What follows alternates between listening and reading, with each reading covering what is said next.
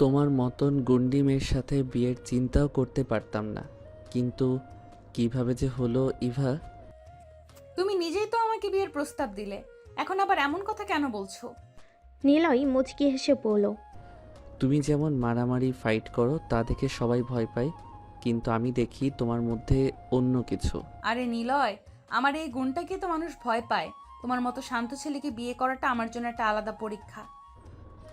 শান্ত ছেলেরা সবসময় মার খায় না ইভা। তুমি এখন আমার স্ত্রী, সেই গুন্ডিপনার দিন শেষ। ইভা হেসে বলল, হ্যাঁ, সেই দিন শেষ, কিন্তু কেউ আমার কাছে এসে ঝামেলা পাকালে আমি কি করব? ঝামেলা পাকাবে না, কারণ তুমি এখন নিলয় খানের স্ত্রী। কি করে যেন এই শান্ত মিষ্টি ছেলেটা আমার জীবনেই এসে পড়লো। নিলয় মুচকি হেসে বলল, ভাগ্য বলেও একটা জিনিস আছে ইভা, হয়তো এটাকেই বলে কপালের টান। গল্পটা এখানে নিলয়ের কলেজ লাইফ থেকে শুরু হয়, যেখানে সে শান্ত ও লাজুক ছেলে হিসেবে পরিচিত। অন্যদিকে ইভা, সে কলেজের সব থেকে বেশি দুরন্ত এবং মজার মেয়ে। সবাই তাকে ভয় পায়, কারণ সে মারামারি করতেও পিছপা হয় না। কিন্তু নিলয় কখনো তার থেকে দূরে সরে থাকে না। ধীরে ধীরে ইভা বুঝতে পারে নিলয়ই তাকে বোঝে, আর সেই থেকে তাদের গল্পের সূচনা।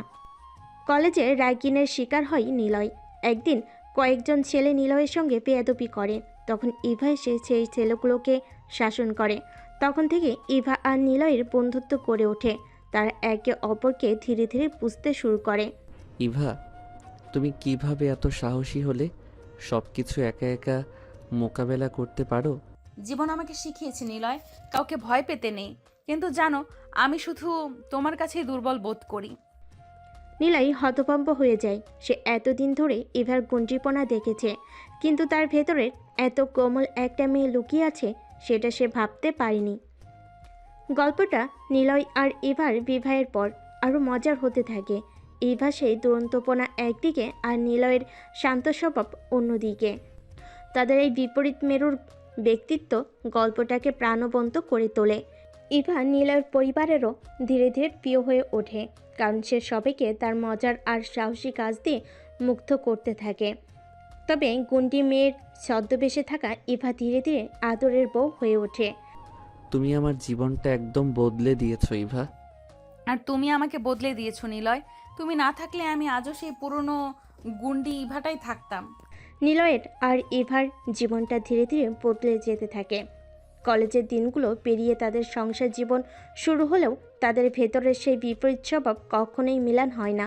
নিলয়ের শান্ত মিষ্টি আচরণ আর ইভার দুরন্তপনা যেন দিনকে দিন তাদের জীবনে এক নতুন যাত্রা এনে দেয়। একদিন দুপুরবেলা নিলয় আর ইভা বাড়িতে বসে আড্ডা দিচ্ছিল।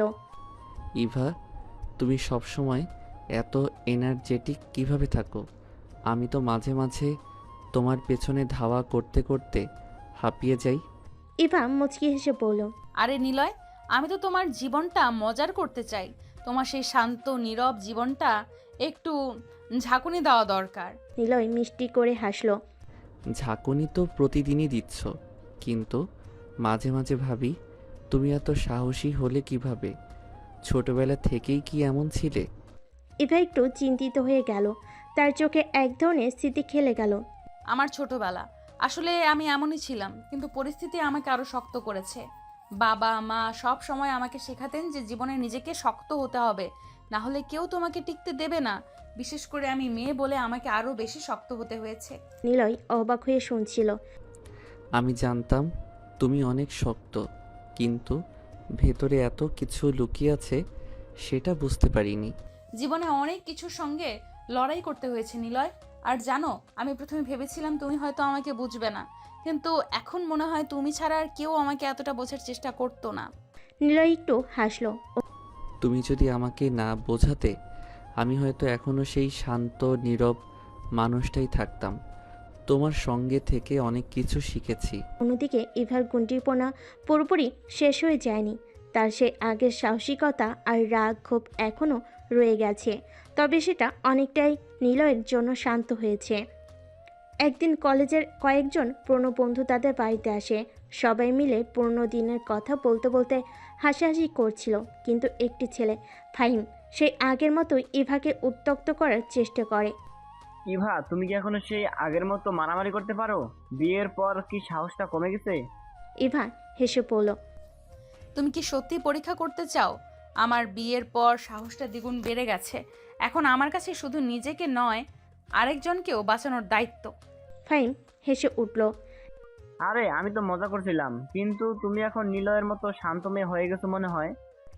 নিলয় আর কিছু বলার আগেই ইভা একদম ফাহিমের সামনে গিয়ে বলল, শান্ত মেয়ে? তুমি ভুল করছো। আমি আজও সেই ইভা যাকে সবাই ভয় পায়, তবে এখন আমি একজনের আদরের বউ, তাই একটু নিয়ন্ত্রণে আছি। সবার হাসির মাঝে নিলয় মুচকি হাসল। ইভা, তোমার সঙ্গে তাল মিলিয়ে চলতে চলতে আমারও সাহস বেড়ে গেছে। কিছুদিন পরে নিলয়ের এক বন্ধুর বিয়ের অনুষ্ঠানে তাদের যেতে হয়। সেখানে ইভা নিলয়ের পাশে বসে থাকে, কিন্তু তার স্বভাব সিদ্ধ দুরন্তপনা কিছুতেই কমে না। ইভা, এখানে একটু শান্ত হও, এটা তো অন্যের বিয়ে। আমি তো শান্ত আছি, তবে ওই ছেলেটাকে দেখেছো? সে আমার দিকে কেমনভাবে তাকাচ্ছে। নিলয় হেসে বলল। তোমার দিকে তাকাবে না কেন? তুমি তো এখানে সবচেয়ে সুন্দর মেয়ে। ইভা মুচকি হেসে বলল। ও, তাহলে তুমি বলতে চাও আমি তোমার থেকেও সুন্দর? নিলয় একটু চিন্তায় পড়ে গেল। না না, আমি সেটা বলতে চাইনি। ইভা হাসতে শুরু করলো। তুমি আমার সঙ্গে প্রতিযোগিতা করছো নাকি?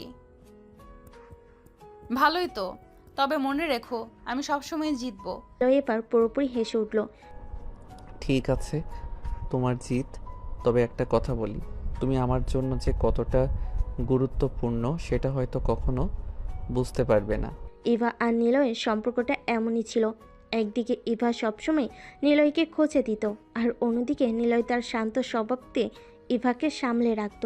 কিন্তু তাদের মধ্যে ভালোবাসা ছিল অপরিসীম, যা প্রতিদিনের ছোট ছোট ঘটনাগুলোর মধ্য দিয়ে প্রকাশ পেত।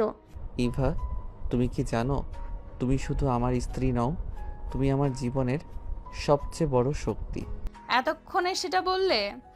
আমি তো এতদিন ধরে সেই কথাটাই বলতে চাচ্ছিলাম। নিলয় মুচকি হাসল। তুমি এত বুদ্ধিমান হলে কেন বুঝতে পারছিলে না? হয়তো বুঝেছিলাম, কিন্তু তোমার মুখ থেকে শুনতে চেয়েছিলাম। নিলয় ও ইভার বিবাহিত জীবন শুরু হয়েছে বেশ আনন্দময়ভাবে, কিন্তু তাদের এই জীবনযাত্রার একের পর এক মজার ঘটনা ঘটে। ইভার দুরন্তপনা যেমন ছিল তেমনই রয়েছে, আর নিলয়ের শান্ত স্বভাবও কোনো পরিবর্তন আসেনি। তবে তাদের সম্পর্কের এই বিপরীতধর্মী রসায়নই তাদের জীবনের প্রতিদিনকে রঙিন করে তোলে। সকালবেলা একটি ছোট্ট মজার ঘটনা। সকালের আলো মৃদু মৃদু ঘরে এসে পড়েছে, আর নিলয় ঘুম থেকে উঠেছে। ইভা তখনও ঘুমিয়ে আছে। নিলয় ঘুম থেকে উঠে নীরবে চুলগুলো ঠিক করতে করতে আয়নার সামনে দাঁড়িয়ে। ঘুম থেকে উঠেই ইভাকে ডাকার সাহস সে করে না, কারণ সে জানে ইভা যদি হঠাৎ ঘুম ভেঙে যায় তখন সে ভয়ঙ্কর হয়ে উঠবে। ইভাকে যদি এখন ডাকি তাহলে সে রেগে যাবে। একটু চুপচাপ থাকি, নিজে নিজেই উঠবে। কিছুক্ষণ পর নিলয় এক কাপ চা বানিয়ে আনলো। ইভার দিকে তাকিয়ে দেখলো সে আরাম করে ঘুমোচ্ছে। নিলয় আস্তে আস্তে বলল, ইভা, উঠবে? সকাল হয়ে গেছে। এখনো সময় হয়নি, আমাকে একটু আরাম করতে দাও। নিলয় হেসে বলল, তুমি সব সময় এত অলস কেন? আমাকে এখনই অফিসে যেতে হবে। ইভা হঠাৎ চোখ খুলে তাকালো। অফিস? আজ তো শুক্রবার, কোথায় যাচ্ছ? নিলয় তার কাপটা হাতে নিয়ে বলল, ঠিক আছে, আমি ভুল করেছি, কিন্তু তুমি একটু উঠবে না? ইভা একটু না শুনে আবার চোখ বন্ধ করলো। আর একটু ঘুমাতে দাও নিলয়, প্লিজ। নিলয় এবার আর কোনো মতে ইভার ঘুম ভাঙাতে পারল না। সে বুঝলো ইভাকে এত সহজে ওঠানো যাবে না। তবে একটু অপেক্ষা করে যখন ইভা নিচ থেকে উঠল তখন সে মিষ্টি করে নিলয়কে বলল। তুমি আমাকে আজ একটু বেশি ডেকেছো কেন?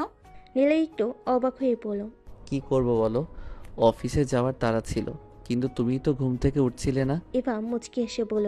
তুমি আমাকে এত আদর দিয়ে ঘুমাতে দিয়েছো, তাই না?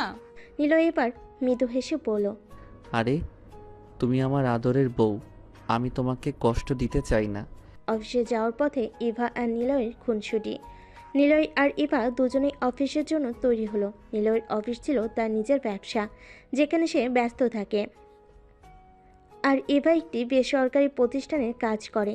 দুজন একসঙ্গে রাস্তায় নামলো, কিন্তু ইভা সেই পুরনো মেজাজে নিলয়ের সঙ্গে মজা করতে লাগলো। নিলয়, তোমার কেমন মনে হয় আমি অফিসে গিয়ে সবাইকে যদি বলে দেই তুমি আমাকে মারতে চাও? নিলয় অবাক হয়ে বলল। তুমি কি পাগল হলে? এটা কি রকম কথা হলো? আরে মজা করছি। তোমার তো সব কথা সিরিয়াস মনে হয়। নিলয় হেসে বলল। তোমার মজা করতে ভালো লাগে আর আমার সেটা সহ্য করতে হয়। ইভা হেসে বলল। তুমি সহ্য করবে না কেন? তুমি তো সবসময় শান্ত থাকো, তাই আমি একটু বেশি বোকামি করি। তুমি বোকামি করো না। তুমি জানো কিভাবে অন্যকে বোকা বানাতে হয়।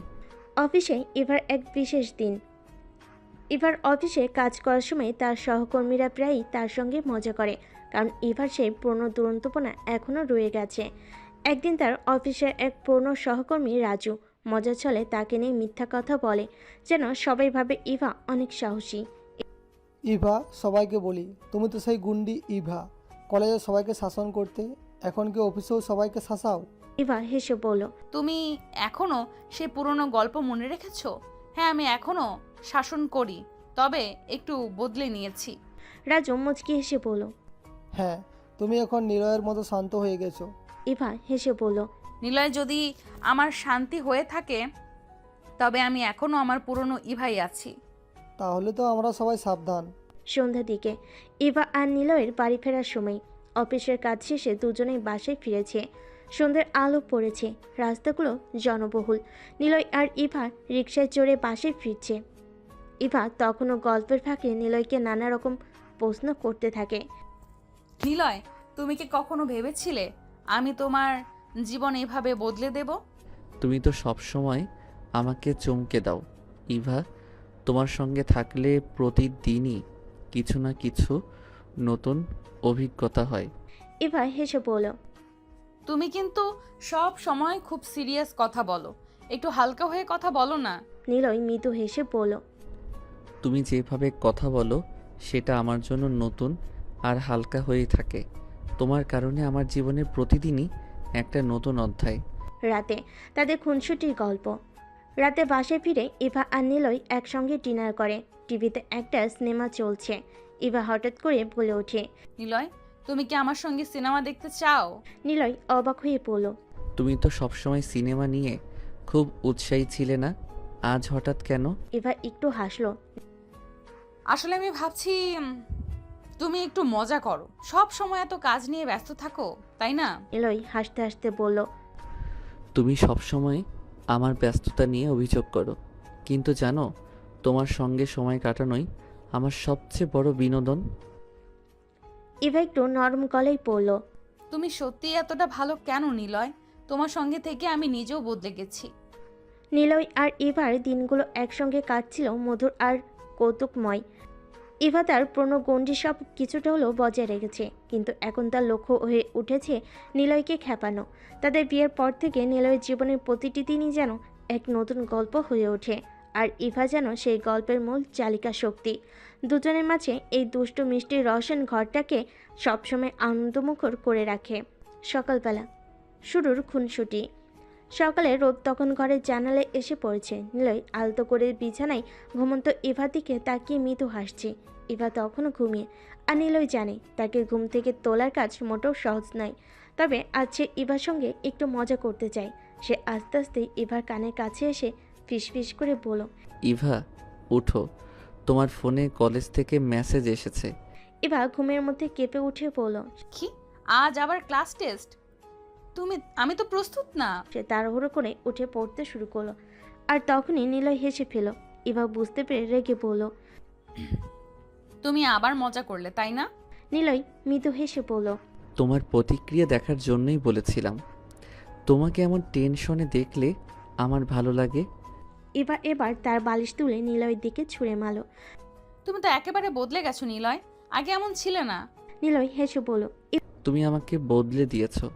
তোমার সঙ্গে থেকে শিখেছি কিভাবে দুষ্টুমি করতে হয়। ইভা ভুরু কুঁচকে বলল। তাহলে আমাকে চ্যালেঞ্জ দিচ্ছ, দেখি কে বেশি দুষ্টুমি করতে পারে। নিলয় আর ইভা এরপর একে অপরের সঙ্গে মজার মজার কথায় সকালটা পার করলো। নিলয় যখন ব্রেকফাস্ট বানাতে যাচ্ছিল, ইভা হঠাৎ তার হাত ধরে টেনে নিয়ে এসে বলল। না, আজ তুমি কিছুই করবে না, আমি করবো, আর তুমি দেখো কিভাবে ব্রেকফাস্ট বানাতে হয়। নিলয় একটু অবাক হয়ে বলল। তুমি রান্না করবে? সেটা তো একটা নতুন ব্যাপার। ইভা হেসে বলল। দেখো আমি সব কিছুই করতে পারি। ইভা রান্নাঘরে ঢুকে গেল আর নিলয় একটু দূর থেকে দাঁড়িয়ে মজা দেখছিল। ইভা কয়েকটা ডিম নিয়ে ফ্রাই করার চেষ্টা করছে, কিন্তু প্রতিবারই কিছু না কিছু ভুল হচ্ছে। প্রথমবার ডিমটা পুড়ে গেল, দ্বিতীয়বার সেটা এমনভাবে ফেটে গেল যে ডিমের সাদাংশ চারিদিকে ছড়িয়ে পড়ল। নিলয় মজা নিয়ে বলল। তুমি রান্না করতে জানো বলেই তো এমন হচ্ছে। ইভা একটু রাগে বলল। তুমি চুপ করো, আমি পারবো। অবশেষে অনেক চেষ্টার পর ইভা একটা ঠিকঠাক ডিম ফ্রাই করতে পারল। নিলয় এসে বলল। ওয়াও, অবশেষে তুমি সফল হলে। ইভা চোখ মোটকে বলল। যদি এতক্ষণ পাশে না দাঁড়িয়ে মজা না দেখাতে তাহলে আরো আগে হয়ে যেত। বাসে ফিরে নিলয়ের বিশেষ পরিকল্পনা। দিনের কাজ শেষে বাসে ফিরে নিলয় দেখল ইভা সোফায় বসে টিভি দেখছে। আজকে নিলয়ের একটা বিশেষ পরিকল্পনা ছিল। সে মনে মনে ঠিক করেছিল আজ ইভাকে একটা সারপ্রাইজ দেবে। সে আস্তে আস্তে ইভার পাশে গিয়ে বসল। ইভা, তোমার আজকে একটু সময় আছে? ইভা কিছুটা অবাক হয়ে বলল। সময় আছে কেন? কোথাও যাচ্ছি নাকি? নিলয় মৃদু হাসি দিয়ে বলল। হ্যাঁ, আজকে আমি তোমার জন্য একটা বিশেষ পরিকল্পনা করেছি। ইভা হেসে বলল। ও, নিলয় খান আজকে রোমান্টিক মুডে আছে। কি প্ল্যান? নিলয় মুচকি হেসে বলল। আগে যাও, প্রস্তুত হয়ে আসো। ইভা কিছুটা রোমাঞ্চিত হয়ে নিজের রুমে গিয়ে সাজগোজ করতে লাগলো। সে সবসময় চমকপ্রিয় আর নিলয়ের কাছ থেকে সারপ্রাইজ পেতে তার ভালো লাগে। কিছুক্ষণ পর সে সুন্দর একটা শাড়ি পরে বেরিয়ে এলো। নিলয় তাকে দেখে বলল। তোমাকে তো আজ চাঁদের মতো সুন্দর দেখাচ্ছে। ইভা একটু লজ্জা পেল, মজা করে বলল। তাহলে তো আমি আজ চাঁদ হয়ে ঘুরতে বের হব। নিলয় ইভাকে নিয়ে রেস্টুরেন্টে নিয়ে গেল। সেখানে সে আগে থেকে টেবিল বুকিং করে রেখেছিল।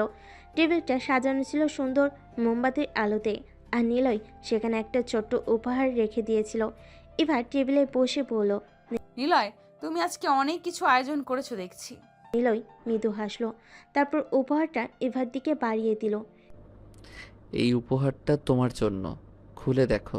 ইভা উপহারটা খুলে দেখতে পেল সেখানে একটা ছোট্ট নেকলেস, যে অনেক সুন্দরভাবে ডিজাইন করা। ইভা চোখ বড় বড় করে বলল। এটা তো খুবই সুন্দর। তোমার এমন রোমান্টিক প্ল্যান কবে থেকে শুরু হলো? নিলয় মৃদু হাসলো আর বলল। তোমার ভালোবাসা আমাকে শিখিয়েছে কিভাবে রোমান্টিক হতে হয়। ইভা হেসে বলল। তুমি তো একেবারে রোমান্টিক বনে গেছো। তবে আমি কিন্তু তোমার মতো হব না। আমি সবসময় এই দুষ্টু ইভাটাই থাকবো। নিলয় হাসতে লাগলো। তোমার এই দুষ্টুমি তো আমাকে জীবনের প্রতিটি দিন মজার করে তোলে। বাসে ফেরা এক অন্তহীন প্রেমের গল্প। ডিনার শেষে নিলয় আর ইভা রাস্তায় হাঁটতে হাঁটতে বাসে ফিরছে। রাস্তাটা একদম শান্ত, রাতের হালকা বাতাস তাদের চারপাশে ঘুরছে। ইভা একটু থেমে নিলয়ের দিকে তাকিয়ে বলল। নিলয়, তুমি কি সত্যি আমাকে এত ভালোবাসো? নিলয় ইভার দিকে তাকিয়ে তার চোখের দিকে চোখ রেখে মৃদু হাসলো। তুমি কি কখনো ভেবেছো আমি তোমাকে ছাড়া থাকতে পারি? ইভা একটু চুপ করে থাকলো, তারপর হেসে বলল। তাহলে তুমি আমাকে ছাড়া একদিনও থাকতে পারবে না? নিলয় মৃদু হেসে বলল। তুমি আমার জীবন ইভা, তোমাকে ছাড়া আমি কিছুই না। ইভা একটু আবেগে আপ্লুত হয়ে নিলয়ের হাতটা শক্ত করে ধরলো। আমি জানতাম না যে তুমি এতটা ভালোবাসতে পারো। তুমি তো একদম অন্যরকম।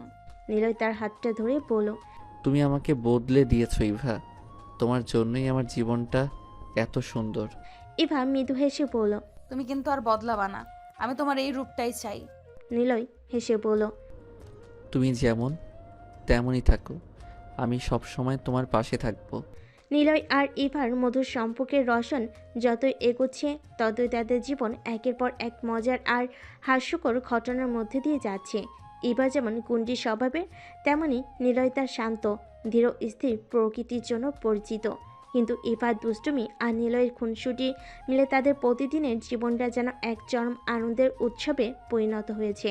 আর এর মধ্যে প্রেমের গভীরতা প্রতিটি মুহূর্তে তাদের জীবনে নতুন রং ছড়িয়ে দিচ্ছে। এক দুপুর রান্নাঘরে গন্ডগোল। একদিন দুপুরে নিলয় বেশ খুশি মেজাজে ছিল। ইভা তখন তার প্রিয় খাবারগুলো রান্না করতে ব্যস্ত। নিলয় খেয়াল করে ইভা রান্নাঘরে নানার উপকরণ ছড়িয়ে ছিটিয়ে কাজ করছে আর মাঝে মাঝে নিজে হেসে উঠছে। এটা দেখে নিলয় কাছে এসে বলল। তুই রান্না করতে করতে হাসছো কেন? ইভা হেসে বলল। আসলে আমি ভাবছিলাম তোমার মতো একটা শান্ত ছেলের জন্য এমন এক গুন্ডি মেয়ে কিভাবে রান্না করে। নিলয় মৃদু হাসি দিয়ে বলল। তুমি তো জানো তোমার রান্না যেমনই হোক আমি খুশি হব। ইভা হেসে বলল। তাহলে আজ আমি তোমার জন্য একটা বিশেষ আইটেম বানাবো। সেটা কি? ইভা গম্ভীরভাবে বলল। অপেক্ষা করো, দেখলেই বুঝবে। নিলয় চুপচাপ বসে দেখছে ইভা কি করছে। সে হাড়ির ভেতর নানা রকম মশলা আর উপকরণ দিয়ে কি একটা তৈরি করছে। হঠাৎ ইভা একটা বড় পাত্র হাতে নিয়ে বলল। এই পাত্রটা আমাকে ধরতে একটু সাহায্য করো তো। নিলয় কাছে এসে পাত্রটা ধরতে গেল, আর ঠিকই তখন ইভার হাত ফসকে পাত্রের মধ্যে থাকা সব কিছু উপকরণ নিলয়ের শার্টে পড়ে গেল। নিলয় অবাক হয়ে পড়ল। এটা কি হলো? ইভা হাসতে হাসতে বলল। তুমিই তো বলেছিলে যেমনই রান্না হোক তুমি খুশি হবে। দেখো এখন তুমি আমার রান্নার অংশ হয়েছো। নিলয় মৃদু রাগের অভিনয় করে বলল। তাহলে কি আজ পুরো রান্নাই আমার গায়ে পড়বে? ইভা হাসতে হাসতে বলল। হয়তো, তবে তুমি তো আমার রান্নার প্রথম ভাগ পেয়ে গেছো। এখন বাকিটা খাওয়ার অপেক্ষা। নিলয় তার শার্টের দিকে তাকিয়ে বলল। তাহলে আমি শার্টটা পাল্টাতে যাব? ইভা তখনও হেসে চলেছে। নিলয়ের নতুন চমক। কিছুদিন পর নিলয় সিদ্ধান্ত নিল যে এবার ইভাকে একটা বিশেষ সারপ্রাইজ দিতে হবে। ইভা তো প্রতিদিনই কোনো না কোনো দুষ্টামি করে নিলয়কে বিস্মিত করেছে। এবার নিলয় পাল্টা কিছু করবে। একদিন সন্ধ্যায় ইভা সোফায় বসে মোবাইলে ব্যস্ত ছিল। নিলয় চুপচাপ এসে তার পাশে বসলো। কিছুক্ষণ চুপচাপ থাকার পর নিলয় বলল। ইভা, তোমার কাছে একটা গুরুত্বপূর্ণ বিষয় আছে। ইভা অবাক হয়ে মোবাইল থেকে চোখ সরিয়ে বলল। গুরুত্বপূর্ণ বিষয়, বলো তো দেখি। নিলয় গম্ভীরভাবে বলল। আমি একটা সিদ্ধান্ত নিয়েছি। আমাদের বিয়ে হয়ে যাওয়ার পর তোমার এই দুষ্টুমির মাত্রা অনেক বেড়ে গেছে। তাই আমি একটা নতুন নিয়ম করতে চাই। ইভা কৌতূহল নিয়ে বলল। নতুন নিয়ম, সেটা কি? নিলয় গম্ভীর মুখ করে বলল। তুমি যদি প্রতিদিন অন্তত একবার আমাকে খেপাও তাহলে তোমাকে একটা শাস্তি ভোগ করতে হবে। ইভা মুচকি হেসে বলল। শাস্তি? সেটা কি ধরনের শাস্তি? তুমি যদি আমাকে খেপাও তাহলে তোমাকে সারাদিনের জন্য আমার নির্দেশ পালন করতে হবে। যা বলবো তাই করতে হবে। ইভা কিছুক্ষণ ভেবে বলল। এটা তো বেশ মজার শাস্তি মনে হচ্ছে। ঠিক আছে, আমি রাজি। নিলয় মুচকি হেসে বলল। তাহলে আজ থেকে শুরু করলাম। এক রাতে মিষ্টি ঝগড়া। রাতের বেলায় নিলয় আর ইভা ডিনার শেষে ঘরে বসে গল্প করছিল। ইভা হঠাৎ করে নিলয়ের হাত শক্ত করে ধরে বলল। নিলয়, তুমি কি কখনো আমাকে ভয় পাও? নিলয় মৃদু হেসে বলল। তোমাকে ভয় পেতে হবে কেন? ইভা চোখ মটকে বলল। কারণ আমি তো একটু গুন্ডি, তাই না? নিলয় মৃদু হাসি দিয়ে বলল। হ্যাঁ, তুমি তো অনেক বড় গুন্ডি। ইভা একটু কপট রাগ দেখিয়ে বলল। তাহলে তুমি আমার থেকে পালিয়ে যাও। নিলয় হেসে বলল। আমি পালাবো কেন? তোমার সঙ্গে থেকেই তো মজা বেশি। ইভা হঠাৎ করে নিলয়ের কাছে এসে তার কাঁধে হাত রেখে বলল। তাহলে তুমি আমাকে ভয় পাও না, তাই না? না, তোমার এই গুন্ডি স্বভাবই তো আমার পছন্দের। ইভা একটু মুচকি হেসে বলল। তাহলে মনে রেখো, আমি তোমার এই কথাটা কখনো ভুলবো না। ইভা আর নিলয়ের সম্পর্কের এক নতুন মোড়। ইভা আর নিলয়ের এই খুনসুটিতে ভরা জীবন যতই এগোচ্ছে ততই তারা একে অপরের প্রতি আরও গভীরভাবে মগ্ন হচ্ছে। একদিন বিকেলের দিকে নিলয় ইভার কাছে এসে বলল। ইভা, আজকে তুমি কি জানো আমি কি ভেবেছি? ইভা মুচকি এসে বলল। তুমি সবসময় কিছু না কিছু ভাবো। এবার কি ভেবেছো? নিলয় মৃদু গম্ভীর হয়ে বলল। আমি ভেবেছি আমরা যেন একে অপরের জীবনে সব সময় এমনই থাকি। আমাদের মধ্যে কখনো কোনো দূরত্ব যেন না আসে। ইভা একটু চুপ হয়ে রইল, তারপর বলল। আমরা তো সবসময়ই একে অপরের পাশে থাকবো, তাই না? নিলয় তার দিকে তাকিয়ে বলল। হ্যাঁ ইভা, তুমি আমার জীবনের সবচেয়ে মূল্যবান অংশ। ইভা একটু আবেগে আপ্লুত হয়ে বলল। আমি জানি নিলয়, আমি তোমাকে খুব ভালোবাসি। নিলয় মৃদু হাসলো, তারপর ইভার হাতটা শক্ত করে ধরল। নিলয় আর ইভার এই সম্পর্ক যেন প্রতিনিয়ত নতুন নতুন রূপ নিয়ে তাদের জীবনকে আরও সুন্দর করে তুলছে। নিলয় আর ইভার জীবন ভালোবাসা, দুষ্টুমি আর খুনসুটির মেলবন্ধনে এতটাই ভরে উঠেছে যে তাদের দিনগুলো একের পর এক নতুন রঙে রাঙিয়ে যাচ্ছে। প্রতিদিনই যেন নতুন কোনো মজার ঘটনা ঘটে, আর এই ঘটনাই তাদের ভালোবাসা আরও শক্তিশালী হয়ে ওঠে। এক মজার রাত, সারপ্রাইজ পরিকল্পনা। নিলয় ঠিক করলো এবার ইভার জন্য একটা বিশেষ সারপ্রাইজ দেবে। এবার সারাদিন নানা রকম দুষ্টামি করে নিলয়কে চমকে দেয়, তাই এবার পাল্টা কিছু করতে হবে। নিলয় ইভার জিনিসগুলো নিয়ে একটা সারপ্রাইজ প্ল্যান সাজালো। রাতের খাবার শেষে ইভা টিভি দেখছিল আর নিলয় চুপচাপ ঘরের মধ্যে কিছু একটা করছিল। ইভা হঠাৎ লক্ষ্য করলো নিলয় খুব ব্যস্ত, কিন্তু কী নিয়ে ব্যস্ত সেটা বুঝতে পারছে না। ইভা বলল।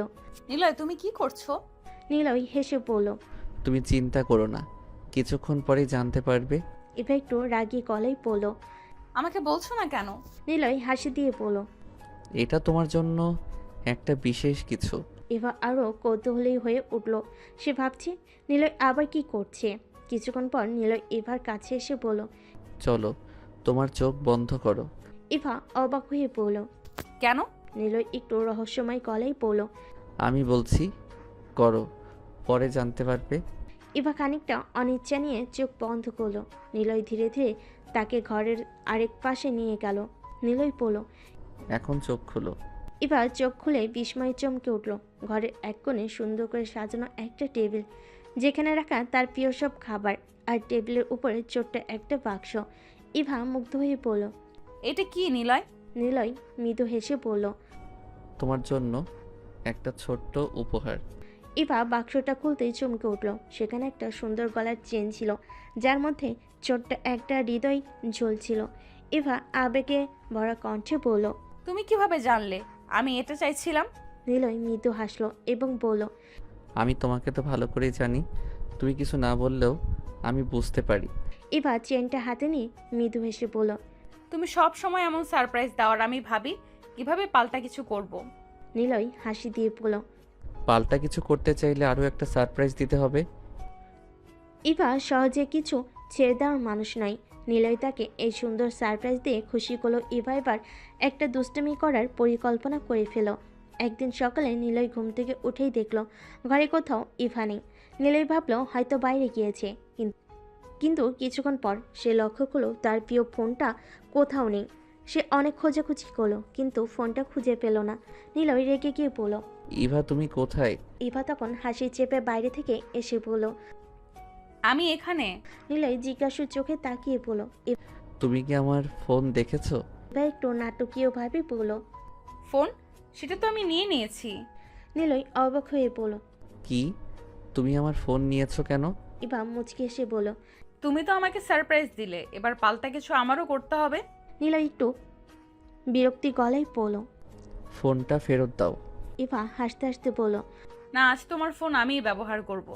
নিলয় কিছুক্ষণ চুপচাপ রইল। সে জানতো ইভার দুষ্টামি এখানেই থামবে না। নিলয়ের পাল্টা চাল। নিলয় তার দুষ্টামিতে অভ্যস্ত হয়ে গিয়েছে, কিন্তু এবার সে কিছু পাল্টা করার জন্য তৈরি। একদিন সকালে ইভা ঘুম থেকে উঠল এবং নিলয়কে কোথাও দেখতে পেল না। সে ভাবল নিলয় হয়তো বাইরে গিয়েছে, কিন্তু কিছুক্ষণ পরে সে খেয়াল করলো তার প্রিয় কফির মগটা কোথাও নেই। ইভা রেগে গিয়ে চিৎকার করলো। নিলয় তুমি কোথায়? নিলয় পাশের ঘর থেকে মুচকি হেসে বলল। আমি এখানে। ইভা রাগী গলায় বলল।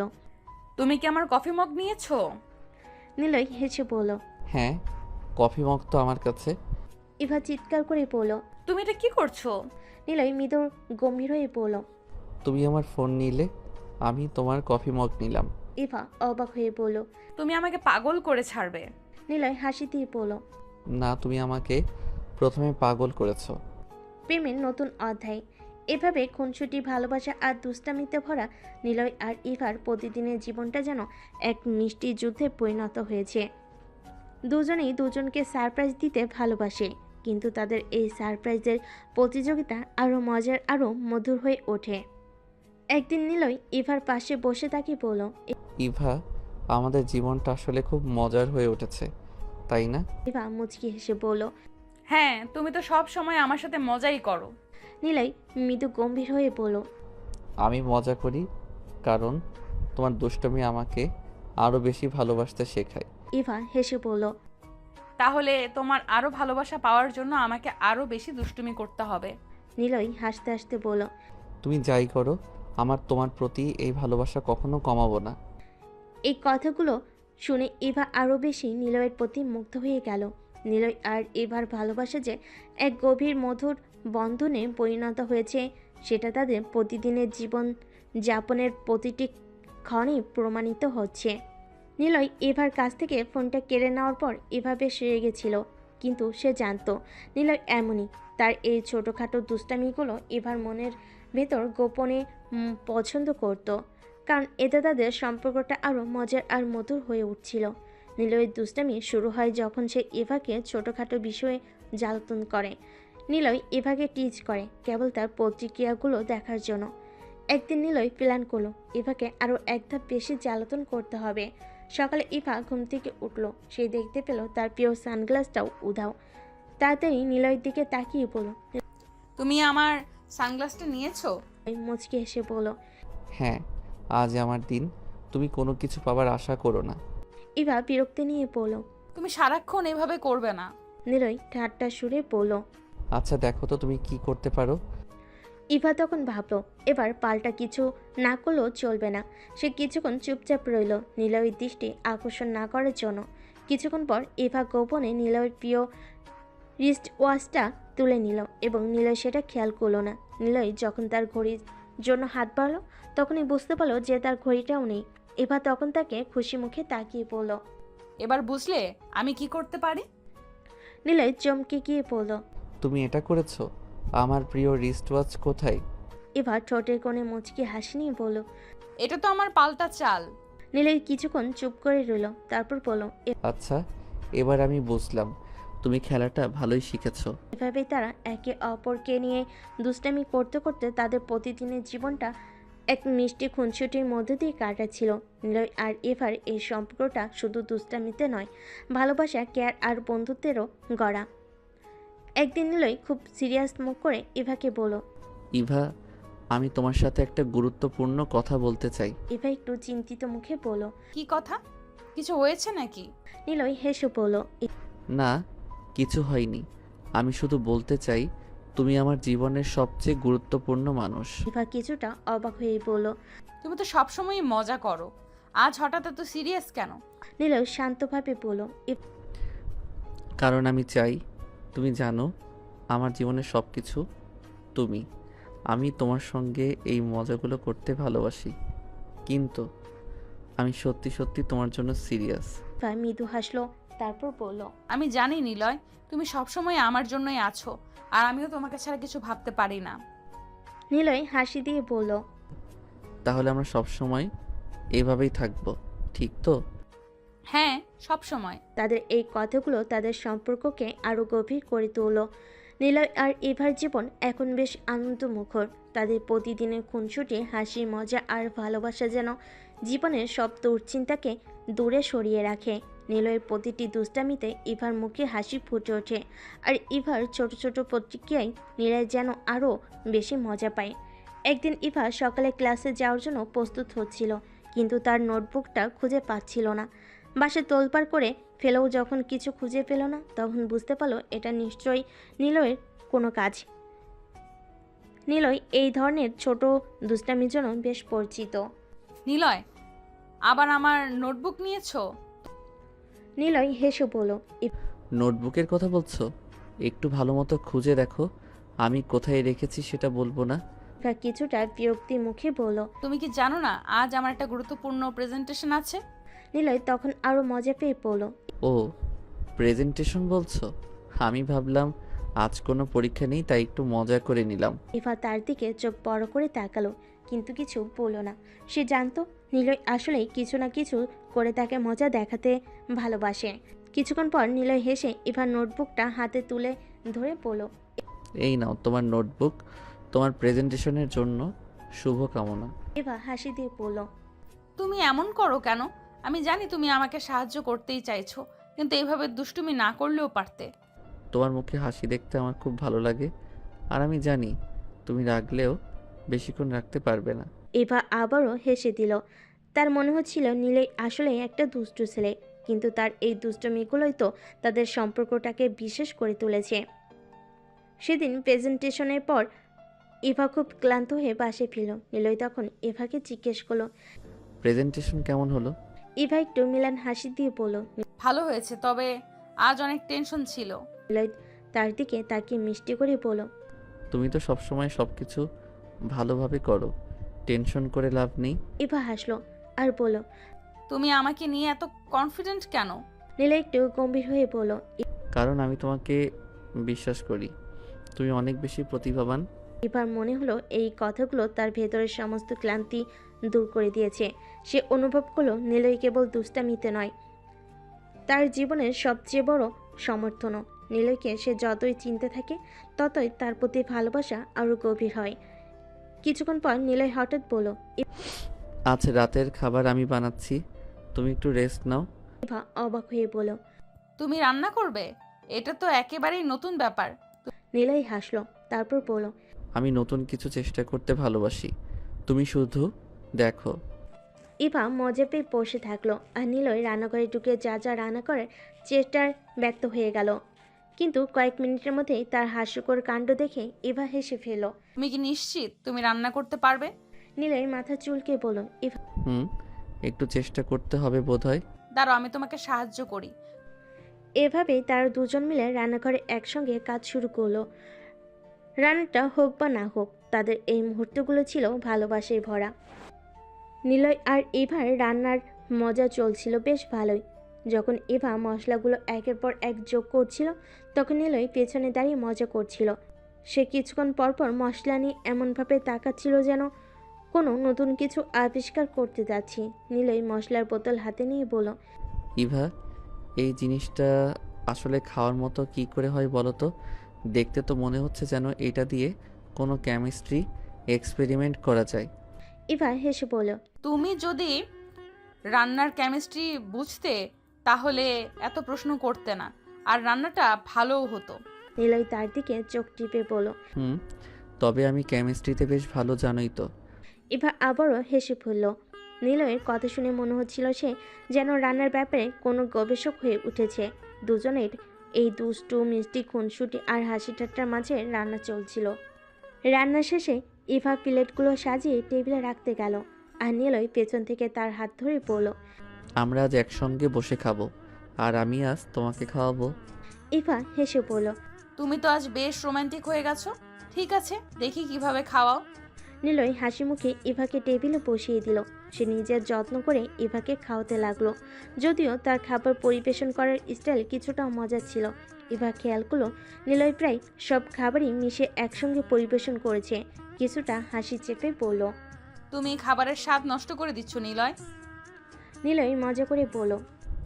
আমি চাই আমাদের জীবনের সব স্বাদ একসঙ্গে মিশে যাক, ঠিক এই খাবারের মতো। ইভা মুচকি এসে বলল। তোমার সব কথাই এত গভীর হয় কেন? নিলয় একটু গম্ভীর সুরে বলল। কারণ আমি চাই আমাদের সম্পর্ক এমন গভীর হোক, আমরা যতই মজা করি না কেন, আমি তোমার জন্য সবসময় সিরিয়াস। ইভা এই কথাগুলো শুনে কিছুক্ষণ চুপ হয়ে গেল। নিলয়ের মাঝে এই গভীরতা সবসময় তার মনকে ছুঁয়ে যায়। যদিও সে নিলয় দুষ্টামি আর খুনসুটি দেখে মনে করে যে নিলয় সবসময় হাসি মজার মাঝেই ডুবে থাকে, কিন্তু যখনই এমন গভীর কিছু বলে ইভা বুঝতে পারে তার ভালোবাসা কতটা শক্তিশালী। কিছুক্ষণ পর ইভা নীরবতা ভেঙে পড়ল। তুমি তো জানো আমিও তোমার মতোই সব কিছুকে সিরিয়াস ভাবে নেই, তবে আমি চাই আমাদের মজাগুলো সব সময় থাকুক, কারণ এই মজাগুলোর মাঝেই তো আমাদের জীবনটা আরো সুন্দর হয়ে ওঠে। নিলয় মৃদু হেসে বলল। ঠিক বলেছ ইভা, আমাদের এই মজাগুলো না থাকলে জীবনটা কেমন বোরিং হয়ে যেত। এরপর দুজনে খাবার শেষ করলো, আর টেবিলের কাজ শেষ করে নিলয় ইভাকে নিয়ে বসার ঘরে গিয়ে বসলো। কিছুক্ষণ চুপচাপ বসে থাকার পর নিলয় হঠাৎ বলল। ইভা, আজ রাতে আমরা একটু বাইরে হাঁটতে বের হব, কেমন? রাতে হাঁটতে বের হবে?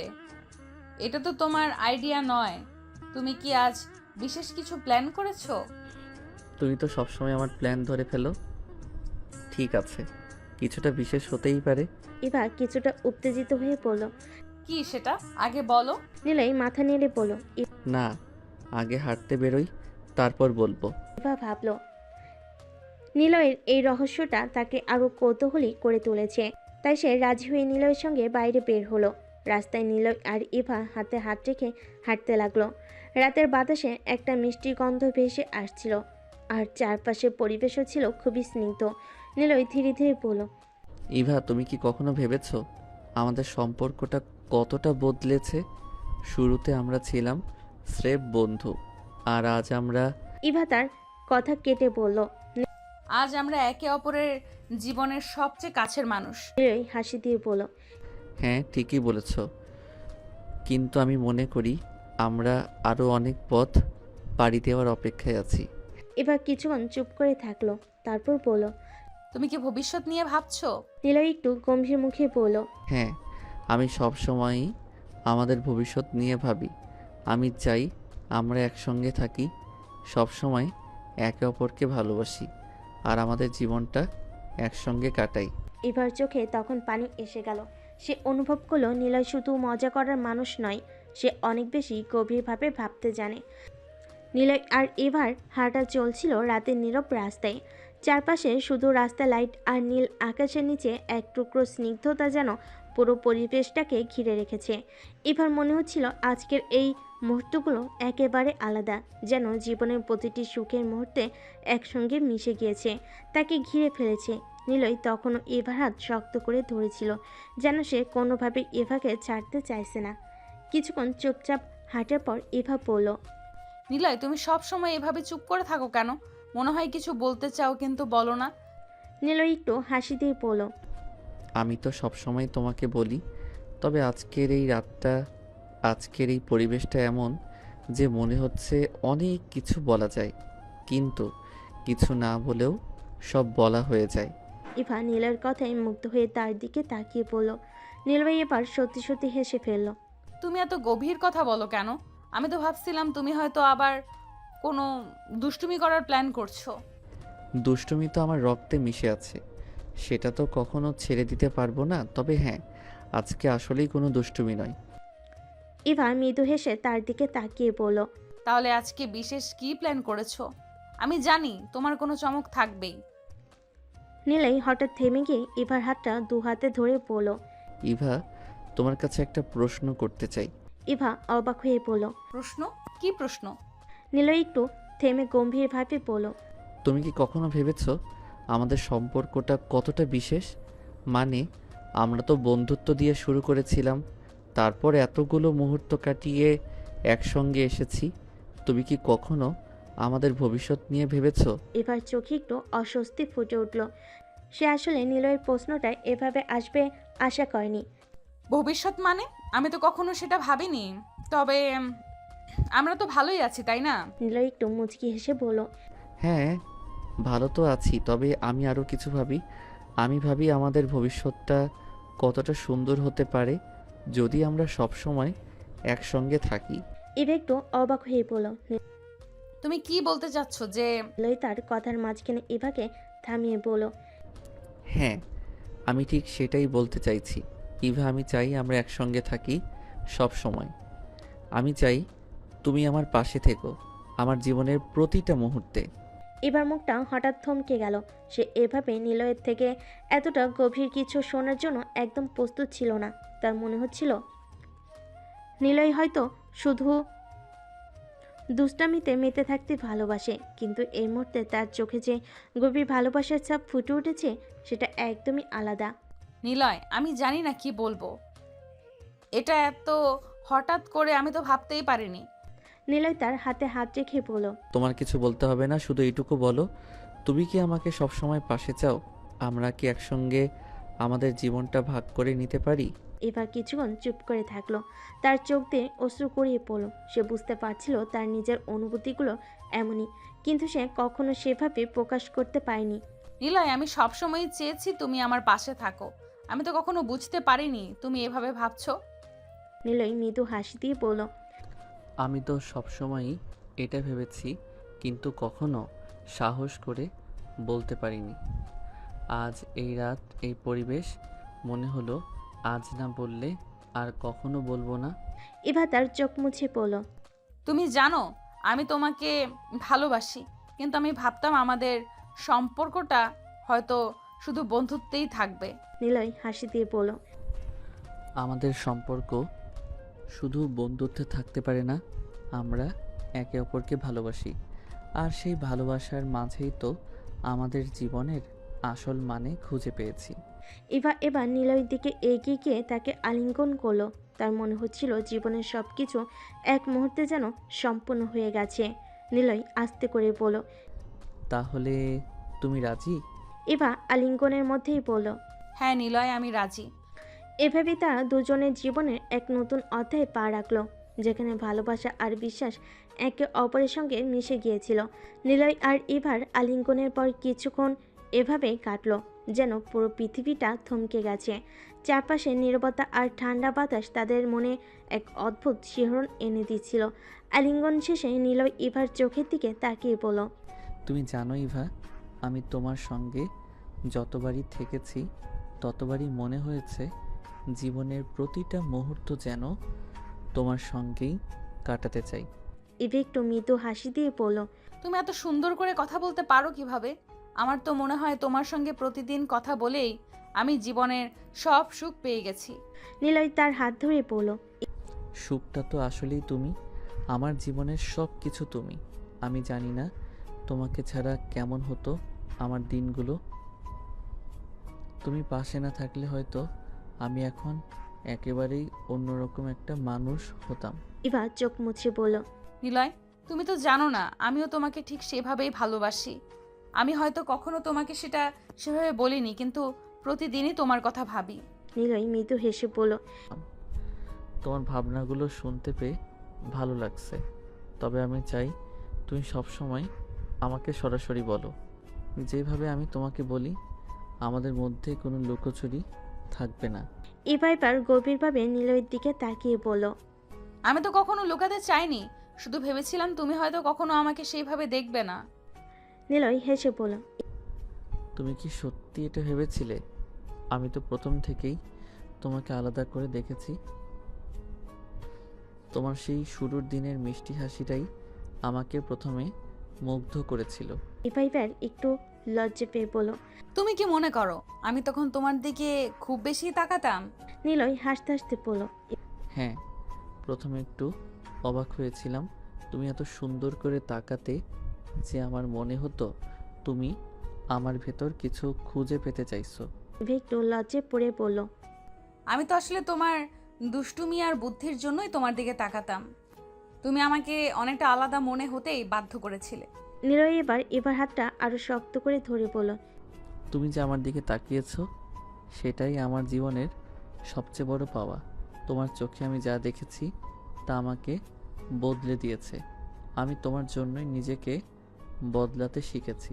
ইভা একটু মৃদু হাসলো। এই ভালোবাসায় তার মনটা একেবারে ভরে উঠছিল। নিলয়ের মুখের প্রতিটি কথা যেন তার মনের ভেতরে একদম গভীরে গেঁথে যাচ্ছিল। নিলয়, তুমি জানো আমি তোমাকে ভালোবাসি ঠিকই, কিন্তু জীবনের অনেক বাস্তবতা আছে। আমরা কি সবকিছু সামলাতে পারবো? নিলয় গভীরভাবে ইভার দিকে তাকিয়ে বলল। ইভা, জীবন সবসময় কঠিন, কিন্তু একসঙ্গে থাকলে আমরা সব কিছুই পারবো। আমরা যদি একে অপরকে বিশ্বাস করি তাহলে কোনো কিছুই আমাদের থামাতে পারবে না। এবার মনে একটু দ্বিধা থাকলো, নিলয়ের এর দৃঢ় আত্মবিশ্বাস তাকে নতুন করে সাহস দিচ্ছিল। তুমি সত্যি এতটা আত্মবিশ্বাসী? আমি কখনো ভাবিনি তুমি এইভাবে ভাববে। নিলয় একটু মুচকি এসে বলল। আত্মবিশ্বাস তো তোমার থেকে পেয়েছি। তুমি না থাকলে হয়তো আমার মধ্যে এই আত্মবিশ্বাসটাও থাকতো না। এবার নিলয়ের কাছে এসে তার কাঁধে মাথা রাখলো। মনে হচ্ছিল আজকের এই রাতের প্রতিটা মুহূর্ত যেন তাদের জন্য একেবারে বিশেষভাবে সাজানো হয়েছে। কিছুক্ষণ চুপ করে থেকে নিলয় বলল। ইভা, আমরা যদি জীবনের সব কিছু একসঙ্গে সামলাই তাহলে আমাদের সামনে যা কিছুই আসুক আমরা একসঙ্গেই সব কিছু পার করে যাব। ইভা মাথা উঁচু করে বলল। হ্যাঁ, আমি এখন বুঝতে পারছি। আমি তোমার সঙ্গে থাকতে চাই, আমি তোমার সঙ্গে সবকিছু পার করতে চাই। নিলয় এবার ইভার দিকে তাকিয়ে একটু মুচকি হেসে বলল। তাহলে আমরা শুরু করি আমাদের জীবনের নতুন অধ্যায়। এই কথাই ইভা বলল। আমাদের নতুন জীবন, আমাদের ভালোবাসা। নিলয় আর ইভা তখন হাতে হাত ধরে নতুন দিনের অপেক্ষায় এগিয়ে চলো। তাদের সামনে ছিল জীবনের অনিশ্চিত পথ, কিন্তু তারা দুজন জানতো একে অপরকে পাশে নিয়ে তারা সব কিছু জয় করতে পারবে। নিলয় আর ইভার জীবনের ভালোবাসা যেন প্রতিদিন নতুন কোনো চমক নিয়ে আসে। তার এখন একে অপরকে ছাড়া একটি দিন কল্পনা করতে পারে না। রাতে সেই মুহূর্তের পর থেকেই তাদের সম্পর্কের গভীরতা আরও বেড়ে গেছে, কিন্তু সেই ভালোবাসার পরও জীবনের প্রতিদিনই নতুন চ্যালেঞ্জ নিয়ে আসে। নিলয় জানতো শুধুমাত্র ভালোবাসা দিয়ে সব কিছু জয় করা সম্ভব নয়। বাস্তব জীবনে নানা সমস্যার সমাধানের জন্য সাহস, বুদ্ধি আর দৃঢ় মানসিকতা দরকার। একদিন সকালে নিলয় কলেজে যাওয়ার জন্য প্রস্তুতি নিচ্ছিল। হঠাৎ তার ফোনে একটি অচেনা নাম্বার থেকে কল এলো। নিলয় ফোনটি রিসিভ করলো। ওপাশ থেকে গম্ভীর কণ্ঠে একজন বলল, নিলয় খান, তুমি জানো না, কিন্তু তোমার জীবনে বড় বিপদ আসছে। তোমার আশেপাশে অনেক শত্রু ঘুরছে। তুমি যতই সতর্ক থাকো না কেন, তারা তোমার উপর আঘাত আনতে আসছে। তুমি কে? আমাকে এসব কেন বলছো? আমি কে সেটা গুরুত্বপূর্ণ না। তুমি যে সমস্যার মধ্যে পড়তে চলেছো সেটাই গুরুত্বপূর্ণ। তুমি সাবধান না হলে তোমার কাছের মানুষের ক্ষতি হতে পারে। বিশেষ করে ইভা আক্তারের জন্য বড় বিপদ আসছে। নিলয়ের মুখ ফ্যাকাশে হয়ে গেল। ইভার নাম শুনে তার মনে ভয় তোল। সে ভাবতে লাগলো ইভাকে কেউ আঘাত করতে চাইছে, কিন্তু কে? তুমি কি বলতে চাইছো? ইভার কোনো ক্ষতি করবে এমন কেউ আসতে পারবে না। আমি আছি তার পাশে। তুমি যা ভাবছো তা ঠিক না নিলয়, তারা অনেক শক্তিশালী। তুমি একা তাদের থামাতে পারবে না। নিলয় ফোন কেটে দিল। তার মনে যেন অজানা শঙ্কায় ছায়া নেমে এলো। সে তাড়াতাড়ি ইভাকে ফোন করলো। হ্যালো নিলয়, কি হয়েছে? নিলয় কিছুক্ষণ চুপ করে থেকে বলল, ইভা, তুমি আজ কলেজে আসবে না? আমার মনে হয় কিছু একটা হতে যাচ্ছে। ইভা একটু অবাক হয়ে বলল, কেন, কি হয়েছে? আমি এখনই সব বলতে পারছি না, শুধু এইটুকু বলছি, তুমি আজ বাইরে বের হবে না। আমি তোমার বাড়িতে আসছি। ইভা চিন্তিত হয়ে গেল। নিলয়ের এমন কথা সে আগে কখনো শোনেনি। নিলয়, তুমি ঠিক আছো তো? আমি ভয় পাচ্ছি। ভয় পেও না, আমি আছি। আমি সব কিছু সামলে নেব। শুধু তুমি বাড়িতেই থেকো, আর কোনো চিন্তা করো না। নিলয় ফোন কেটে দ্রুত ইভার বাড়ির দিকে রওনা দিল। তার মন তখন উত্তেজনায় ভরেছিল। সে জানতো না ঠিক কী হতে চলেছে, তবে সে ইভাকে কোনো বিপদে পড়তে দিতে চায়নি। পথে যেতে যেতে সে ভাবছিল, এই লোকগুলো কারা? কেন তারা ইভার উপর আঘাত হানতে চাইছে? নিলয় ইভাকে নিয়ে খুব চিন্তিত হয়ে পড়েছিল, তবে তার মানসিক শক্তি তাকে সামলে রাখছিল।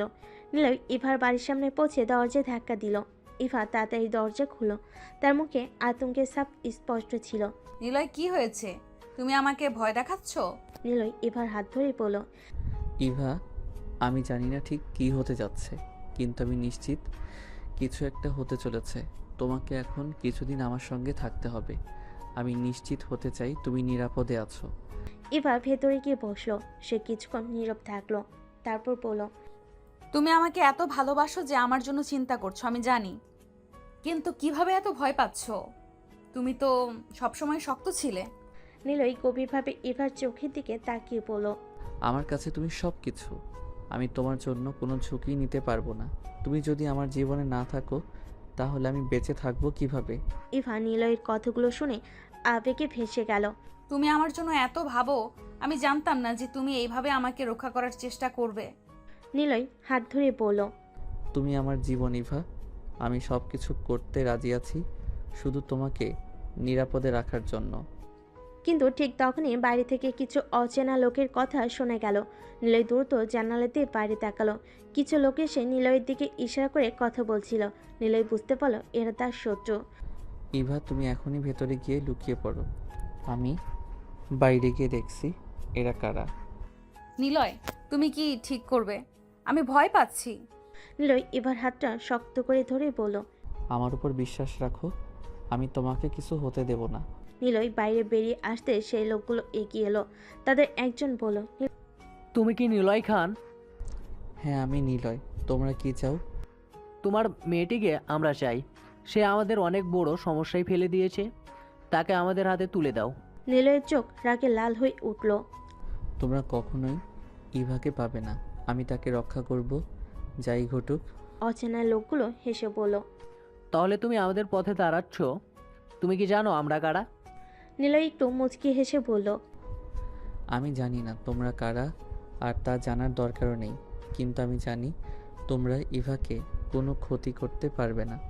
অচেনা লোকগুলো এবার রেগে গেল। তাদের একজন বলল, তাহলে আমাদের বাধ্য হতে হবে। তুমি যদি আমাদের না শোনো, তাহলে তুমি নিজেই বড় বিপদে পড়বে। নিলয় এবার সম্পূর্ণ দৃঢ় কণ্ঠে বলল, আমি কারো হুমকি মানি না। ইভা আমার সব কিছু, আর আমি তাকে রক্ষা করতে জানি। এরপর এক মুহূর্তে নিলয়ের হাত ফেটে গেল আঘাতের প্রস্তুতি দিতে। নিলয়ের চোখে তখন আগুনের ঝলক, যেটা শত্রুরা লক্ষ্য করলেই ভয় পেত। কিন্তু নিলয় ঠিকই জানতো তাকে এখন মাথা ঠান্ডা রাখতে হবে। সে প্রতিটি পদক্ষেপ হিসাব করে এগুচ্ছিল। এবার ভেতরে নিরাপদে আছে, এটাই তার জন্য সবচেয়ে বড় তৃপ্তি। শত্রুরা নিলয়কে ভয় দেখাতে চেষ্টা করছে, কিন্তু নিলয় ভালো করেই জানে সে তাদের সঙ্গে খেলা করবে, আর এই খেলা সে নিজেই জিতবে। অচেনা লোকগুলোর মধ্যে এক নেতা টাইপের লোক বলল, নিলয়, তোমার বুদ্ধির প্রশংসা করি, কিন্তু তুমি জানো না আমরা কতটা শক্তিশালী। ইভা ডাক্তারকে আমাদের হাতে তুলে না দিলে আমরা যখন যা ইচ্ছে তাই করতে পারি। নিলয় মৃদু হেসে বলল, তোমরা শক্তিশালী হতে পারো, কিন্তু একটা জিনিস বোঝার ভুল করেছো। ইভা আক্তার আমার, আর কেউ তাকে ছিনিয়ে নিতে পারবে না। শক্তি আর মনের খেলার পার্থক্যটা এখন তোমরা দেখবে। নিলয় বুঝতে পারল সামনে বড় কিছু ঘটতে চলেছে। তার মধ্যে উত্তেজনার সাথে সাথে ভয়ও ছিল, কিন্তু নিলয় কখনোই ভয়কে তার শক্তির পথে বাধা হতে দেয়নি। সে ফোন বের করে একটি মেসেজ পাঠালো তার বন্ধুরা যারা বিভিন্ন অঞ্চলে ছড়িয়ে আছে, সবে দ্রুত এক জায়গায় একত্রিত হচ্ছি। নিলয়ের সাথে যারা কাজ করে তার গোপনে একটি গ্রুপের সদস্য, যা অন্য কারোর জানা নেই। তার সকলে নিলয়ের ডাকে সাড়া দিতে প্রস্তুত।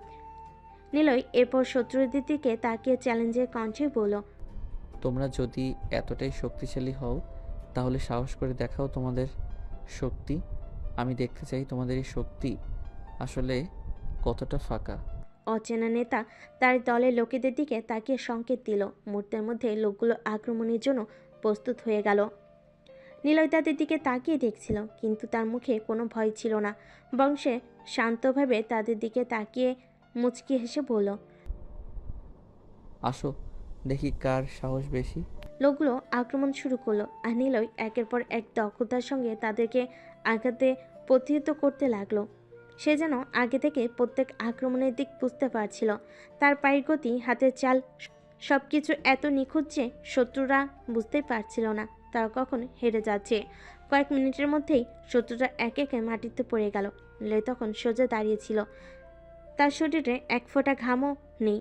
সে এবার শত্রুর নেতার দিকে তাকিয়ে বলল, তোমার মানুষগুলো তো বেশ দুর্বল দেখছি। এরা কি তোমার শক্তি? অচেনা নেতা অবাক হয়ে গেল। সে ভাবেনি নিলয় এতটা দক্ষ। তার মুখে হতাশার ছাপ স্পষ্ট হয়ে উঠল। নিলয়, তুমি যাই করো না কেন, ইভাকে আমরা ছাড়বই না। আমাদের উপর বড় মাফিয়া বস আছে, সে আমাদের অর্ডার দিয়েছে ইভা আক্তারকে আমাদের হাতে তুলে দিতে হবে, নয়তো তোমার সবাইকে শেষ করে দেওয়া হবে। নিলয় এবার একটু হেসে বলল, তোমাদের মাফিয়া বস যে যাই হোক আমি জানি না, কিন্তু একটা কথা ভালো করে মনে রেখো, আমি কখনোই ইভাকে কোনো বিপদে ফেলতে দেব না। আর তোমার মাফিয়া বস যদি আসে তাহলে তারও জন্য আমি প্রস্তুত আছি। অচেনা নেতা এবার রাগে ফেটে পড়ল। সে বুঝতে পারছিল নিলয়ের সঙ্গে পেরে ওঠা সহজ হবে না। তাহলে আমরা যা করার করব, এবার তুমি নিজেই ফলাফল দেখবে। বলে নেতা তার লোকেদের নিয়ে দ্রুত জায়গা ছেড়ে চলে গেল। নিলয় জানতো এই যুদ্ধ এখনো শেষ হয়নি, বড় কিছু অপেক্ষা করছে। কিন্তু সে চিন্তিত ছিল না। ইভা নিরাপদে আছে, আর সে নিশ্চিত যে তার বন্ধুরা দ্রুত এসে পড়বে। নিলয় দ্রুত ইভার বাড়ির ভেতরে ঢুকলো। ইভা তখনও ভয়ে কাঁপছিল, কিন্তু নিলয় তাকে দেখে মৃদু হেসে বলল, সব ঠিক আছে ইভা, আমি ঠিক আছি, তোমার কোনো ভয় নেই, আমরা একসঙ্গে সব সামলে নেব। ইভা নিলয়ের দিকে তাকিয়ে একটু হাসলো, কিন্তু তার চোখে এখনো আতঙ্কের ছাপ ছিল। সে বলল, তুমি কি সত্যিই ভাবো সব ঠিক হয়ে যাবে? তারা তো অনেক ভয়ঙ্কর, আমি ভয়ে কাঁপছি। নিলয় ইভার হাত ধরে বলল, তুমি শুধু আমার উপর বিশ্বাস রাখো ইভা, আমি তোমার জন্য সব কিছু করব, কেউ আমাদের আলাদা করতে পারবে না। ইভা নিলয়ের কথাই ভরসা পেয়ে তার পাশে বসলো। তারপর নিলয় বলল, আমার বন্ধুদের সঙ্গে যোগাযোগ করেছি, তারা আসছে, কিছুক্ষণ পর আমরা আরও সুরক্ষিত থাকব। তোমার বন্ধুরা, তারা কি আমাদের সাহায্য করতে পারবে? নিলয় মুচকি হেসে বলল, তারা শুধু বন্ধুই নয়, তারা এমন মানুষ যারা যে কোনো পরিস্থিতি সামলাতে পারে, আমাদের ভয় পাওয়ার কিছু নেই। এর কিছুক্ষণ পর নিলয়ের ফোন বেজে উঠল। তার বন্ধু রায়হান কল করেছে। নিলয় ফোন রিসিভ করলো। নিলয়, আমরা এসে গেছি। তুমি কোথায় আছো? ইভার বাড়িতে, এখানে চলে আসো। ঠিক আছে, আমরা আসছি। চিন্তা করিস না, সব ঠিক হয়ে যাবে। নিলয় ফোন রেখে ইভার দিকে তাকিয়ে বলল। সব ঠিক হয়ে যাবে, শুধু অপেক্ষা করো। সময় যেন খুব ধীর গতিতে এগুচ্ছিল, কিন্তু নিলয় জানতো এই যুদ্ধ সে জিতবে, কারণ তার শক্তি ছিল ভালোবাসা। ইভার প্রতি তার অটুট ভালোবাসা, যা তাকে যে কোনো বিপদ থেকে রক্ষা করতে সক্ষম। নিলয়ের মনে তখন শুধু একটা জিনিসই ঘুরপাক খাচ্ছে, ইভাকে সুরক্ষিত রাখা। যেভাবে হোক না কেন ইভাকে কোনো বিপদে ফেলতে দেওয়া যাবে না। সে জানে শত্রুরা হাল ছাড়বে না, তারা আবার ফিরে আসবে, হয়তো আরও শক্তি নিয়ে। কিন্তু নিলয়ের আত্মবিশ্বাস অটুট। সে জানে তার বন্ধুরা আসার পর পরিস্থিতি সম্পূর্ণ বদলে যাবে। ইভার দিকে তাকিয়ে নিলয় মৃদু হাসল। ইভা তখন একটু চিন্তিত, কিন্তু নিলয়ের ভরসা পেয়ে সে কিছুটা শান্ত হয়েছে। ইভা, তোমাকে আমি কথা দিচ্ছি, যে কোনো মূল্যে তোমাকে রক্ষা করব। ইভা তার চোখে মায়া নিয়ে নিলয়ের দিকে তাকালো, কিছু বলার চেষ্টা করলো, কিন্তু গলার স্বর কাঁপছে। নিলয়, যদি তাদের কথা সত্যি হয়, যদি তারা আরো বড় কোনো আক্রমণ চালায়? নিলয় মৃদু হেসে বলল। তারা আক্রমণ করলেও আমরা প্রস্তুত আছি। আমার দল একবার এসে গেলে তারা 1 ইঞ্চও এগোতে পারবে না। ঠিক তখনই বাইরে গাড়ির শব্দ শোনা গেল। নিলয় জানতো তার বন্ধুরা এসে গেছে। সে বাইরে যেতে যাচ্ছিল, কিন্তু ইভা হাত ধরে ফিসফিস করে বলল। নিলয়, আমার ভয় লাগছে। নিলয় এবার হাতটি শক্ত করে ধরল এবং বলল। তুমি ভরসা রাখো, ভয় পাওয়ার কিছু নেই, আমি সব কিছু দেখছি। নিলয় বাইরে গিয়ে দেখলো তার বন্ধু রায়হান, সাকিব, তাওহিদ সবে এসে গেছে। প্রত্যেকের হাতেই অস্ত্র, তাদের মুখে দৃঢ়তার ছাপ। তারা জানে আজ একটা বড় কিছু ঘটতে চলেছে। রায়হান এগিয়ে এসে বলল। নিলয়, কি অবস্থা? শত্রুরা কি এখনো আশেপাশে আছে? ওরা চলে গেছে, কিন্তু বেশি দূরে নয়। কিছুক্ষণ আগে হুমকি দিয়ে গেছে।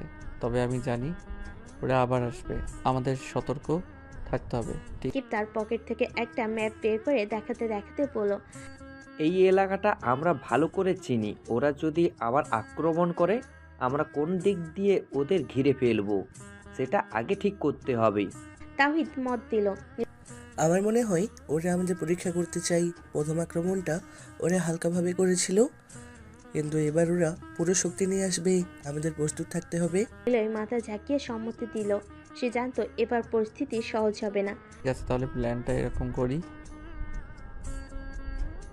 রাইহান, তুই উত্তর দিক সামলাবে, সাকিব তুমি দক্ষিণ, তাহিদ তুমি পশ্চিম দিক দেখে রাখো, আমি সামনে থাকবো।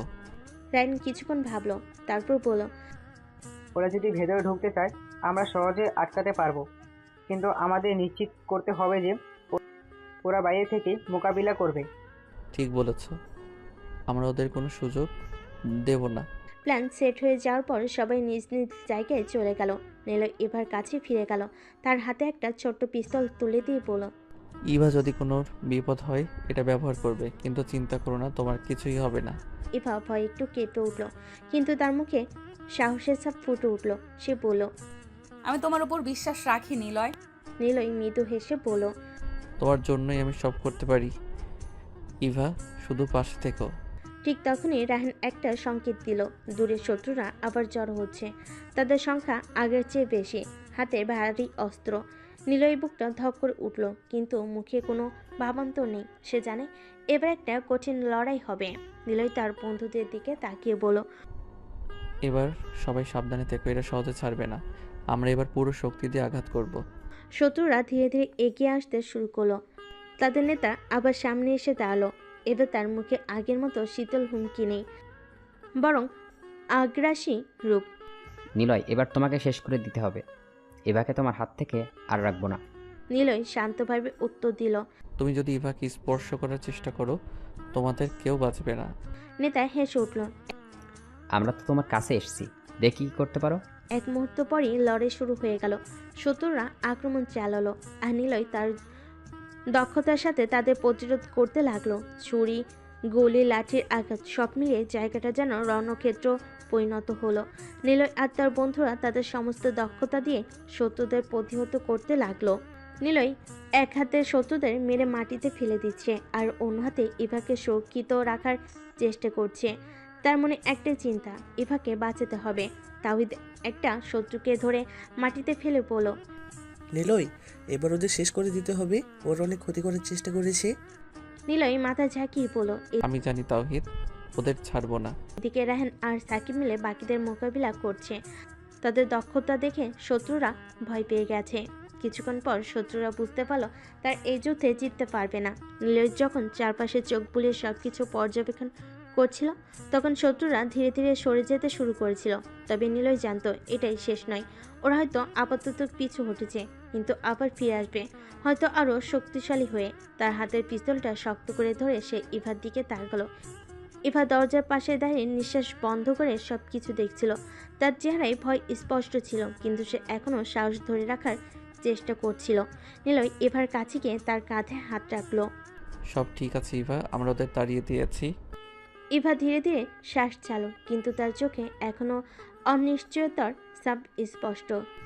তারা আবার আসবে নিলয়, আমি জানি তারা সহজে হাল ছাড়বে না। নিলয় মৃদু হেসে বলল। তাদের যতবার দরকার আসতে দাও, আমি প্রস্তুত আছি। তুই শুধু আমার পাশে থেকো, বাকি সব আমি দেখছি। ঠিক তখনই রাহান, সাকিব আর তাহিদ ভেতরে এসে দাঁড়ালো।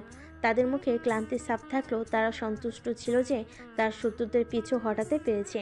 রাহান নিলয়ের দিকে তাকিয়ে বলল। এবার অন্তত কিছু সময়ের জন্য আমরা নিরাপদ। কিন্তু নিলয়, তুই জানিস তো এটা শেষ নয়। ওরা আবার ফিরে আসবে, হয়তো আরও বড় দল নিয়ে। আমাদের কিছু পরিকল্পনা করা দরকার। নিলয় মাথা ঝাঁকিয়ে বলল। হ্যাঁ, আমি জানি। এই শত্রুদের ঠেকানোর জন্য আমাদের কৌশল ঠিক করতে হবে। আমার মনে হয় আমরা এই জায়গাটা আরও সুরক্ষিত করতে পারি। চারপাশে নজরদারি বাড়াতে হবে। ওরা যদি আবার আসে, আমাদের আগে থেকেই জানতে হবে। তাহিদ একটা খোলা জানালার দিকে তাকিয়ে বলল। আমার ধারণা ওরা অন্য দিক দিয়ে আক্রমণ করবে। আমাদের পরিকল্পনা অনুযায়ী পশ্চিম দিকটা সবচেয়ে দুর্বল, আমরা সেটা রাখতে পারি, না হলে বিপদ হতে পারে। নিলয় কিছুক্ষণ চুপ করে ভাবল, তারপর সবার দিকে তাকিয়ে বলল। ঠিক আছে, আমরা পশ্চিম দিকটা আরও সুরক্ষিত করব। সাকিব, তুই সেই দায়িত্ব নে। রায়হান, তুই উত্তর দিক দেখ। তাওহিদ, তুই দক্ষিণে নজর রাখ। আমি সামনের দিকটা দেখব। আমাদের একসাথে কাজ করতে হবে, যেন ওরা কোনো দিক দিয়ে ঢুকতে না পারে। সাকিব হাসি মুখে বলল। তুই ভেবে বলবি ভাই, আমাদের দলে যখন তুই আছিস, ওরা কিছুই করতে পারবে না। রাহান মাথা নাড়িয়ে সম্মতি দিল। তারপর সে হঠাৎ করে একটু হাসলো। আচ্ছা নিলয়, এবার তো বুঝতে পারছিস এবার জন্যই এত ঝামেলা হচ্ছে। তুই যদি সরাসরি তার কথা শুনতিস, তবে এত কিছু হতো না। ইভা লজ্জা পেয়ে রাহানের দিকে তীক্ষ্ণ চোখে তাকালো।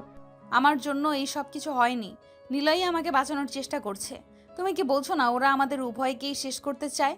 নিলয় ইভাকে শান্ত করার জন্য হাসলো। ঠিক আছে ইভা, রায়হান তো মজা করছে। আমরা জানি এই ঝামেলা শুধু আমাদের জন্য নয়, এটা অনেক বড় কোনো চক্রান্তের অংশ। তাহিদ হঠাৎ করে গম্ভীর হয়ে বলল। নিলয়, তোর একটা জিনিস বুঝতে হবে। তাই এই শত্রুদের পিছনেই আরও বড় কেউ আছে। আমরা শুধু ওর স্তরের শক্তিটাই মোকাবিলা করেছি। আসল খলনায়ক এখনও আমাদের সামনে আসেনি। নিলয় চোখ শুরু করে বলল। তুই কি কিছু জানতে পেরেছিস তাওহিদ? তাহিদ মাথা নাড়িয়ে বলল। তেমন কিছু নয়, কিন্তু আমার ধারণা এই আক্রমণকারীরা কারো নির্দেশ কাজ করেছে। তারা শুধু ভাড়াটে খুনি। এর পিছনে যে ব্যক্তি আছে সে আমাদের সব কিছু জানে এবং খুব চালাক। আমাদের আরও সতর্ক হতে হবে। নিলয়ের বুকটা ধক করে উঠল। তাহিদের কথাগুলো শুনে তার মনে সন্দেহ বাড়তে লাগলো। যদি সত্যি কোনো বড় খলনায়ক থাকে, তবে সে কিভাবে এত কিছু জানতে পারলো? কে ব্যক্তি যে তাদের প্রতিটি পদক্ষেপে নজর রাখছে? তখনই ইভা ধীরে ধীরে নিলয়ের কাঁধে হাত রাখলো এবং ফিসফিস করে বলল। নিলয়, আমি জানি তুমি পারবে। আমি সব কিছু ঠিক করে দিবে। তুমি সব কিছু ঠিক করে দিবে। আমি তোমার উপর ভরসা রাখছি। নিলয়ের বুকটা মমতায় ভরে গেল। সে জানতো ইভার জন্যই তাকে লড়াই করতে হবে। ইভার কথা শুনে তার মন আরও শক্ত হলো। আমি পারবো ইভা, যেভাবে হোক আমি সব কিছু ঠিক করব। সবাই আবার নিজেদের জায়গায় ফিরে গেল। রাত গভীর হতে লাগলো আর চারপাশে নীরবতা নেমে এলো। কিন্তু নিলয়ের মন তখনও ব্যস্ত ছিল। সে জানতো বিপদ এখনও শেষ হয়নি। রাত গভীর হলো, নিলয়ের মন কোনোভাবে শান্তি পাচ্ছিল না। ইভা তখনও তার পাশে ছিল, কিন্তু নিলয়ের মনোজগতে অজানা শত্রুদের উপস্থিতি তাকে অস্থির করে তুলছিল। ইভার দিকে তাকিয়ে তার মনে হচ্ছিল এই নিরীহ মেয়েটাকে কিভাবে এমন বিপদে ফেল। ইভার হাসি, তার নির্ভরতা, সব কিছু নিলয়ের জন্য অমূল্য হয়ে দাঁড়িয়েছে। কিন্তু এর সব কিছুর মধ্যে অজানা আতঙ্ক তাকে ঘিরে রেখেছিল। ইভা তার চিন্তাগুলো বুঝতে পেরে মৃদু স্বরে বলল। নিলয়, তুমি এত চিন্তা করছো কেন? আমরা তো আপাতত নিরাপদ আছি। নিলয় ধীরে ধীরে মাথা নেড়ে বলল। না ইভা, আমরা আসলে নিরাপদ নই। এই আক্রমণকারীরা শুধু প্রথম ধাপ, এর পেছনে আরও কেউ আছে, আরও শক্তিশালী, আরও বিপজ্জনক। আমরা তাদের সম্পর্কে কিছুই জানি না, আর এটাই সবচেয়ে বড় সমস্যা। ইভা নিলয়ের চোখের দিকে তাকিয়ে শান্ত কণ্ঠে বলল। তুমি সব কিছুই ঠিক করে দেবে, আমি তোমাকে বিশ্বাস করি। নিলয়ের মনে ইভার এই ভরসা তাকে আরও শক্তি দিল। সে জানতো ইভার জন্যই তাকে এই লড়াই চালিয়ে যেতে হবে। আমি কিছুতেই হাল ছাড়বো না, যতই বিপদ আসুক আমি তোমাকে রক্ষা করব। এমন সময় বাইরে থেকে রাহানের গলা শোনা গেল। নিলয়, তোর সাথে জরুরি কিছু কথা আছে। নিলয় দ্রুত দরজা দিকে গেল। ইভা তার পেছনে। বাইরে এসে দেখে রাহান, সাকিব আর তাহিদ তিনজনই কিছু একটা নিয়ে আলোচনা করছে। কি হলো রায়হান, কি এমন জরুরি? রাহান কিছুটা শঙ্কিত মুখে বলল। আমরা এক নতুন তথ্য পেয়েছি। আক্রমণকারীরা কোনো সাধারণ দলের লোক নয়, তারা ব্ল্যাক কাইজার নামে পরিচিত এক ভয়ঙ্কর গ্যাংওয়ের অংশ।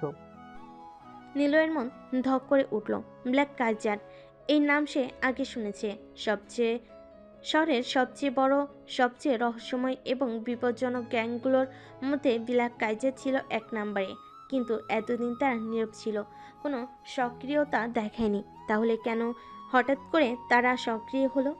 Black Kaiser? তাহলে এই আক্রমণ এত সহজে থামবে না। তারা এমন কেউ নয় যাদের মোকাবেলা করা সহজ। তাহিদ গভীরভাবে শ্বাস নিয়ে বলল। আমার ধারণা ব্ল্যাক কাইজারের এই হঠাৎ সক্রিয়তার পেছনে বড় কোনো চক্রান্ত আছে। তারা কেন আমাদের দিকে নজর দিয়েছে? এর পেছনে কোনো বড় পরিকল্পনা আছে। সাকিব মাথা নেড়ে বলল। তারা আমাদের সব কিছু জানে, আমাদের চলাফেরা, আমাদের লড়াই করার কৌশল, সব কিছু। নিলয় ভুরু কুচকে বলল। তাহলে আমাদের শত্রু শুধু গ্যাং নয়, আমাদের মধ্যে কেউ তথ্য পাচার করছে। তুই ঠিক বলেছিস, আমাদের মধ্যে কোনো বিশ্বাসঘাতক আছে। সেই লোকই ব্ল্যাক কাইজারের সব তথ্য সরবরাহ করছে। নিলয়ের মনে সন্দেহ বাড়তে লাগলো। কিন্তু কে হতে পারে সেটা? আমাদের দলে তো সবাই বিধ্বস্ত, আমরা সবাই একসাথে লড়ছি। তাহিদ ধীরে ধীরে বলল। বিশ্বাসঘাতক হতে পারে এমন একজন আছে, জয়নাল। গত কয়েকদিন ধরে ওর ব্যবহার কিছুটা অদ্ভুত ছিল। রায়ন হঠাৎ করে মাথা নাড়িয়ে পড়ল। হ্যাঁ, জয়নাল কয়েকবার অদ্ভুতভাবে নিখুঁত ছিল, আর এখন মনে হচ্ছে সে হয়তো ব্ল্যাক কাইজারের সাথে যোগাযোগ রাখছে। নীল একটু থমকে দাঁড়ালো। জয়নাল এতদিন ধরে আমাদের সাথে লড়ছে, কিন্তু ও যদি সত্যি বিশ্বাসঘাতক হয় তাহলে সেটা আমাদের জন্য সবচেয়ে বড় ধাক্কা হবে। ইভা চুপচাপ সবকিছু শুনছিল, তারপর হঠাৎ করেই বলল। নিলয়, তুমি কি করবে? তুমি কি জয়নালকে সরাসরি জিজ্ঞেস করবে? নিলয় কিছুক্ষণ চুপ করে রইল, তারপর বলল। না, এখনই কিছু বলবো না। আমরা আগে আরও নিশ্চিত হতে চাই। আমি নিজেই ওর উপর নজর রাখবো, আমাদের কোনো ভুল করা যাবে না। রাত আরও গভীর হচ্ছিল। নীলর মাথায় একের পর এক প্রশ্ন ঘুরছিল। ব্ল্যাক কাইজারের রহস্য, বিশ্বাসঘাতকতার ছায়া, সব কিছু যেন আরও একটি জটিল হয়ে উঠছিল। কিন্তু সে জানত ইভা আর তার দলের সবাই তার উপর নির্ভর করছে। তার এই যুদ্ধ থামানো যাবে না। পরের দিন সকালে নিলয় একটা নতুন কৌশল নিয়ে কাজ শুরু করলো। নিলয়ের মাথায় কৌশল নিয়ে ভাবনা চলছিল। সকালে সূর্যের আলো যখন ধীরে ধীরে চারপাশে ছড়িয়ে পড়ছিল, তখন সে জানালার কাছে দাঁড়িয়ে শহরের দৃশ্য দেখছিল। এদিকে রাহান, সাকিব ও তাহিদ সবাই একত্রিত হয়ে চায়ের কাপ হাতে তুলে নিয়ে আলাপ করছিল। নিলয় একটু দেরিতে সে তাদের কাছে চোখ দিল। তোমরা কি আজকের পরিকল্পনা নিয়ে আলোচনা করেছো? সাকিব চায়ের কাপটি হাতে নিয়ে বলল। আমরা একটি নিরাপদ জায়গা খুঁজছি, যেখানে আমরা ব্ল্যাক কাইজারের কার্যকলাপ পর্যবেক্ষণ করতে পারবো। তাহিদ মাথা নেড়ে বলল। আমার মনে হচ্ছে পুরো গুদামটি উপযুক্ত হবে। সেটা একটু দূরে, কিন্তু আমাদের কাছে পর্যাপ্ত জিনিসপত্র রয়েছে। রাহান চিন্তিত মুখে বলল। কিন্তু সেটা অনেক বড়, সুতরাং আমাদের সতর্ক থাকতে হবে। যদি ব্ল্যাক কাইজারের কেউ আমাদের সম্পর্কে কিছু জানতে পারে তাহলে বিপদ হতে পারে।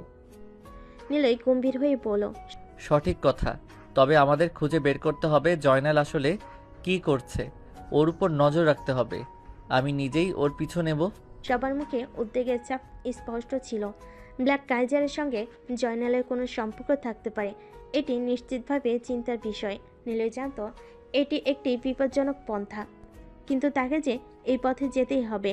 সাকিব হঠাৎ বলল, তবে আমাদের আরেকটি পরিকল্পনা করা উচিত। ব্ল্যাক কাইজারের সদস্যের কাছে থেকে তথ্য সংগ্রহ করতে হবে। তাদের মধ্যে হয়তো কেউ আছে যে আমাদের সাহায্য করতে পারে। রাহান প্রশ্ন তুলল, কিন্তু কি হবে? আমরা তো তাদের উপর আক্রমণ করব না। সাকিব কিছুক্ষণ ভাবল, তারপর বলল, আমরা কিছু গোপনীয়তা রাখতে পারি। আমরা যদি একজনকে টার্গেট করি এবং তার থেকে তথ্য বের করি। নিলয় কথা বন্ধ করে বলল, না, এটা বিপজ্জনক। আমরা যদি আমাদের পরিকল্পনা থেকে সরে যাই তাহলে সবার জন্য বিপদ হতে পারে। তাওহিদ মাঝখানে এসে বলল, তাহলে আমাদের গুদামে যেতে হবে, আমরা সেখান থেকে কিছু তথ্য বের করার চেষ্টা করতে পারি। ঠিক আছে, আমরা আজই গুদামে যাব। সবার মধ্যে যোগাযোগ রক্ষা করতে হবে। কথা শেষ করে সবাই প্রস্তুতি নিতে লাগলো। নীলের মনে ছিল উদ্বেগ, তার জন্য ইভার নিরাপত্তা সবচেয়ে গুরুত্বপূর্ণ ছিল, কিন্তু একই সাথে তাদের পরিকল্পনা সফল করতে হবে। গুদামে পৌঁছানোর পর সবাই সাবধানীভাবে ঢুকলো। গুদামের ভিতর অন্ধকার ছিল, কিন্তু সাকিব একটি টর্চ লাইট বের করে তা জ্বালালো। এখন কি করব আমরা? নীলয় ভেতর উকি দিয়ে বলল, প্রথমে এখানে আমাদের নজর রাখতে হবে। যদি ব্ল্যাক কাইজারের সদস্যরা এখানে আসে তাহলে তাদের গতিবিধি লক্ষ্য করা যাবে। তাওহিদ আশেপাশে খুঁজতে শুরু করলো। কিছুক্ষণ পর সে একটি পুরনো টেবিলের কাছে গিয়ে বলল, এখানে কিছু পুরনো নথি আছে, দেখি এই নথিগুলো কোনো তথ্য আছে কি না। রায়হান ও সাকিব দ্রুত চলে গেল। কিছুক্ষণের মধ্যেই তাওহিদ একটি নথি হাতে নিয়ে বলল, দেখো, এখানে কিছু নাম লেখা আছে, মনে হচ্ছে এটা ব্ল্যাক কাইজারের সদস্যের একটা তালিকা। নিলয় হতাশার সাথে বলল, তবে এটা আমাদের কোনো সাহায্য করবে না। আমাদের জানতে হবে তারা কিভাবে কাজ করছে এবং আমাদেরকে টার্গেট করেছে কেন। সাকিব নথি দেখে মাথা নেড়ে বলল, এইগুলো কেবল নাম। তবে যদি আমরা এই নামগুলোর মধ্যে কাউকে চিনি তাহলে হয়তো আমরা তাদের সম্পর্কে কিছু তথ্য বের করতে পারবো। এরপর নিলয় সিদ্ধান্ত নিল যে তার এই নথিগুলো নিয়ে আবার ফিরে যাবে এবং শহরের নিরাপত্তা বাহিনীর সাথে যোগাযোগ করবে। তারা তখনই সিদ্ধান্ত নিল যে এভাবে সামনে এগোতে হবে। হঠাৎ করে গুদামে দরজার বাইরে কিছু শব্দ শুনতে পেল। সবার মনে উদ্বেগ বেড়ে গেল। কেউ বাইরে আছে? নিলয় দ্রুত বলল, সবাই সাবধান, আমরা এভাবে বাইরে গিয়ে বিপদে পড়ব না। তারা সকলে নিঃশব্দে লুকানোর চেষ্টা করলো। কিছুক্ষণ পর দরজা খোলার শব্দ শোনা গেল। একজনের সাদা টি শার্ট পরা লোক প্রবেশ করলো। তার মাথায় একটি টুপি ছিল এবং সে খুব সাবধানীভাবে চারপাশে তাকাচ্ছিল। নিলয় দ্রুত মাথা নিচু করে দাঁড়িয়ে রইল, যেন লোকটা তাদের দেখতে না পায়। লোকটি কেবল সামনে এগিয়ে গেল এবং নিচে পড়ে থাকা নথিগুলো দেখে একটু অবাক হলো। লোকটি তার ফোন বের করে কিছু ছবি তুলতে লাগলো। নিলয় একটু সাহস জোগানোর চেষ্টা করলো। তার মনে হচ্ছিল এই লোকটি হয়তো ব্ল্যাক কাইজার সদস্য, আর যদি সে তাদের চেনে তাহলে বিপদ হতে পারে। তাওহিদ, সাকিব আর রাহেনও নীরব ছিল। লোকটি কিছুক্ষণ পরে দ্রুত বেরিয়ে গেল, আর তারা সবাই একে অপরের দিকে তাকালো। নিলয় স্বাভাবিকভাবে বলল, আমাদের দ্রুত বের হতে হবে। সাকিব কিছুক্ষণ হতবুদ্ধি হয়ে দাঁড়িয়ে রইল। কিন্তু আমরা এখানে যে তথ্য পেয়েছি। তথ্য পরে দেখা যাবে, আমাদের এখন নিরাপদে বের হতে হবে। তারা একে অপরের দিকে তাকিয়ে সংকেত দিল এবং সবাই চুপচাপ গুদাম থেকে বের হয়ে গেল। রাতে অন্ধকার তাদের আড়াল করলো, কিন্তু তাদের মন আরও উদ্যোগে ভরে গেল। কিভাবে ব্ল্যাক কাইজার তাদের অনুসরণ করেছে, কিভাবে তারা এত অল্প সময়ের মধ্যে তাদের কার্যকলাপ জানতে পেরেছে, সব প্রশ্নই ঘুরপাক খাচ্ছিল নিলয়ের মনে। নিলয় জানতো তাদের জন্য এটি কেবলমাত্র শুরু। সামনে আসছে ভয়াবহতা এবং তা মোকাবিলা করার জন্য তাদের প্রস্তুতি নিতে হবে। সে রাতের সংখ্যা আর ভয় ছিল, কিন্তু নীলের মনে সাহস ছিল।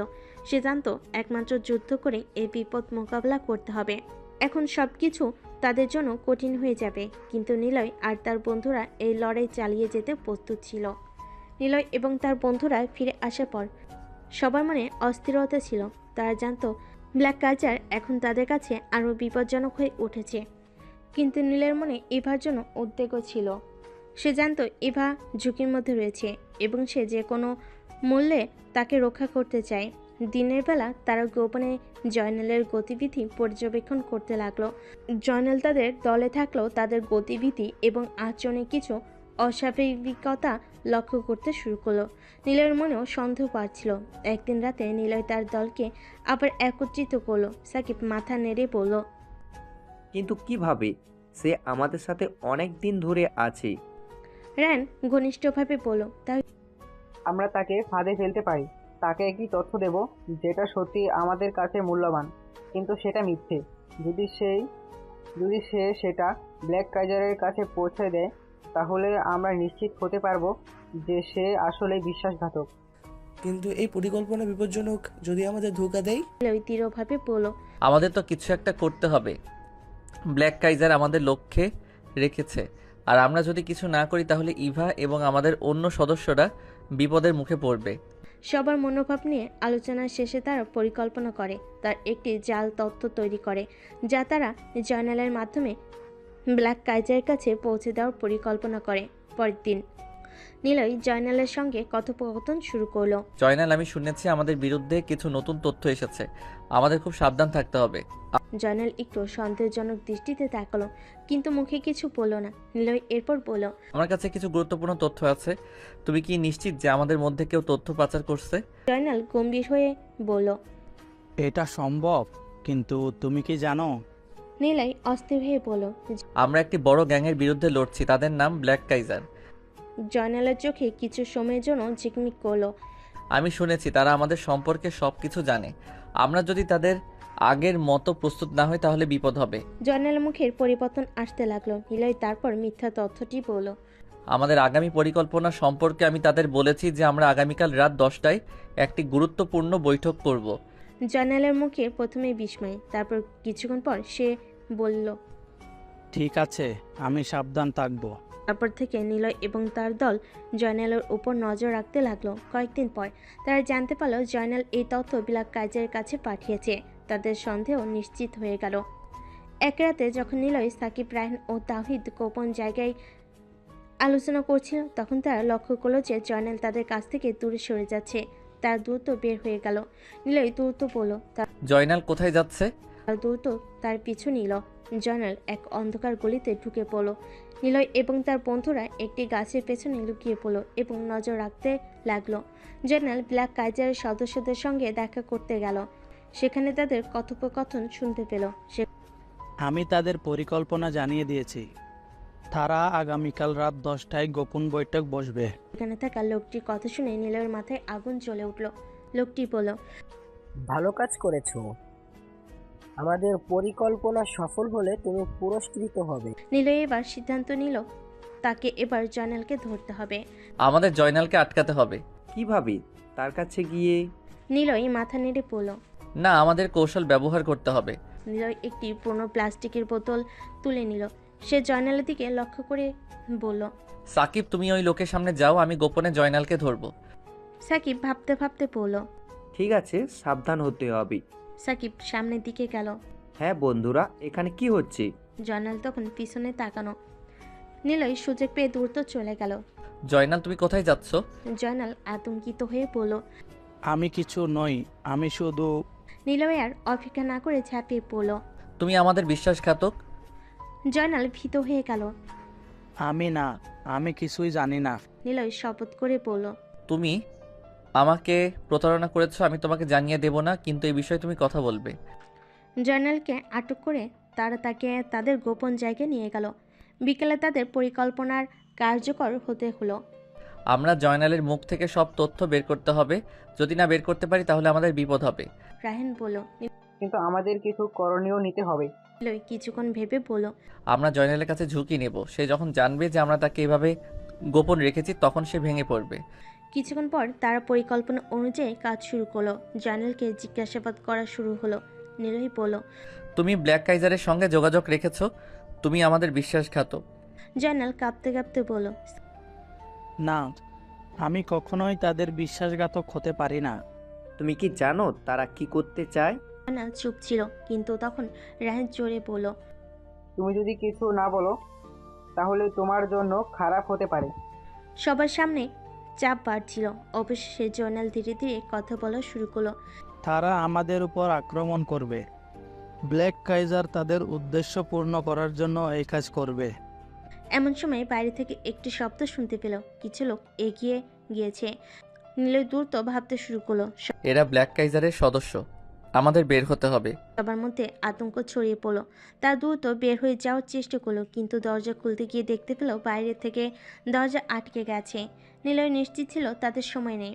এবার আমাদের আর কিছু করতে হবে, একসাথে লড়াই করতে হবে। তারা সবাই সম্মিলিতভাবে দরজার দিকে গেল। দরজার দিকে আঘাত করে দ্রুত বের হয়ে গেল।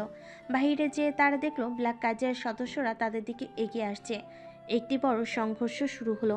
সাকিবের চোখে কষ্ট আর রাগ ছিল। আমরা তাদের আটকে দেব। নিলয় ও রায়হান জোরালোভাবে লড়াই করতে শুরু করলো। ইভা তখন পিছন থেকে নিলয়কে দেখতে লাগলো। ইভা নিশ্চিত হয়ে বলল। নিলয়, সাবধান, পিছনে কেউ আছে।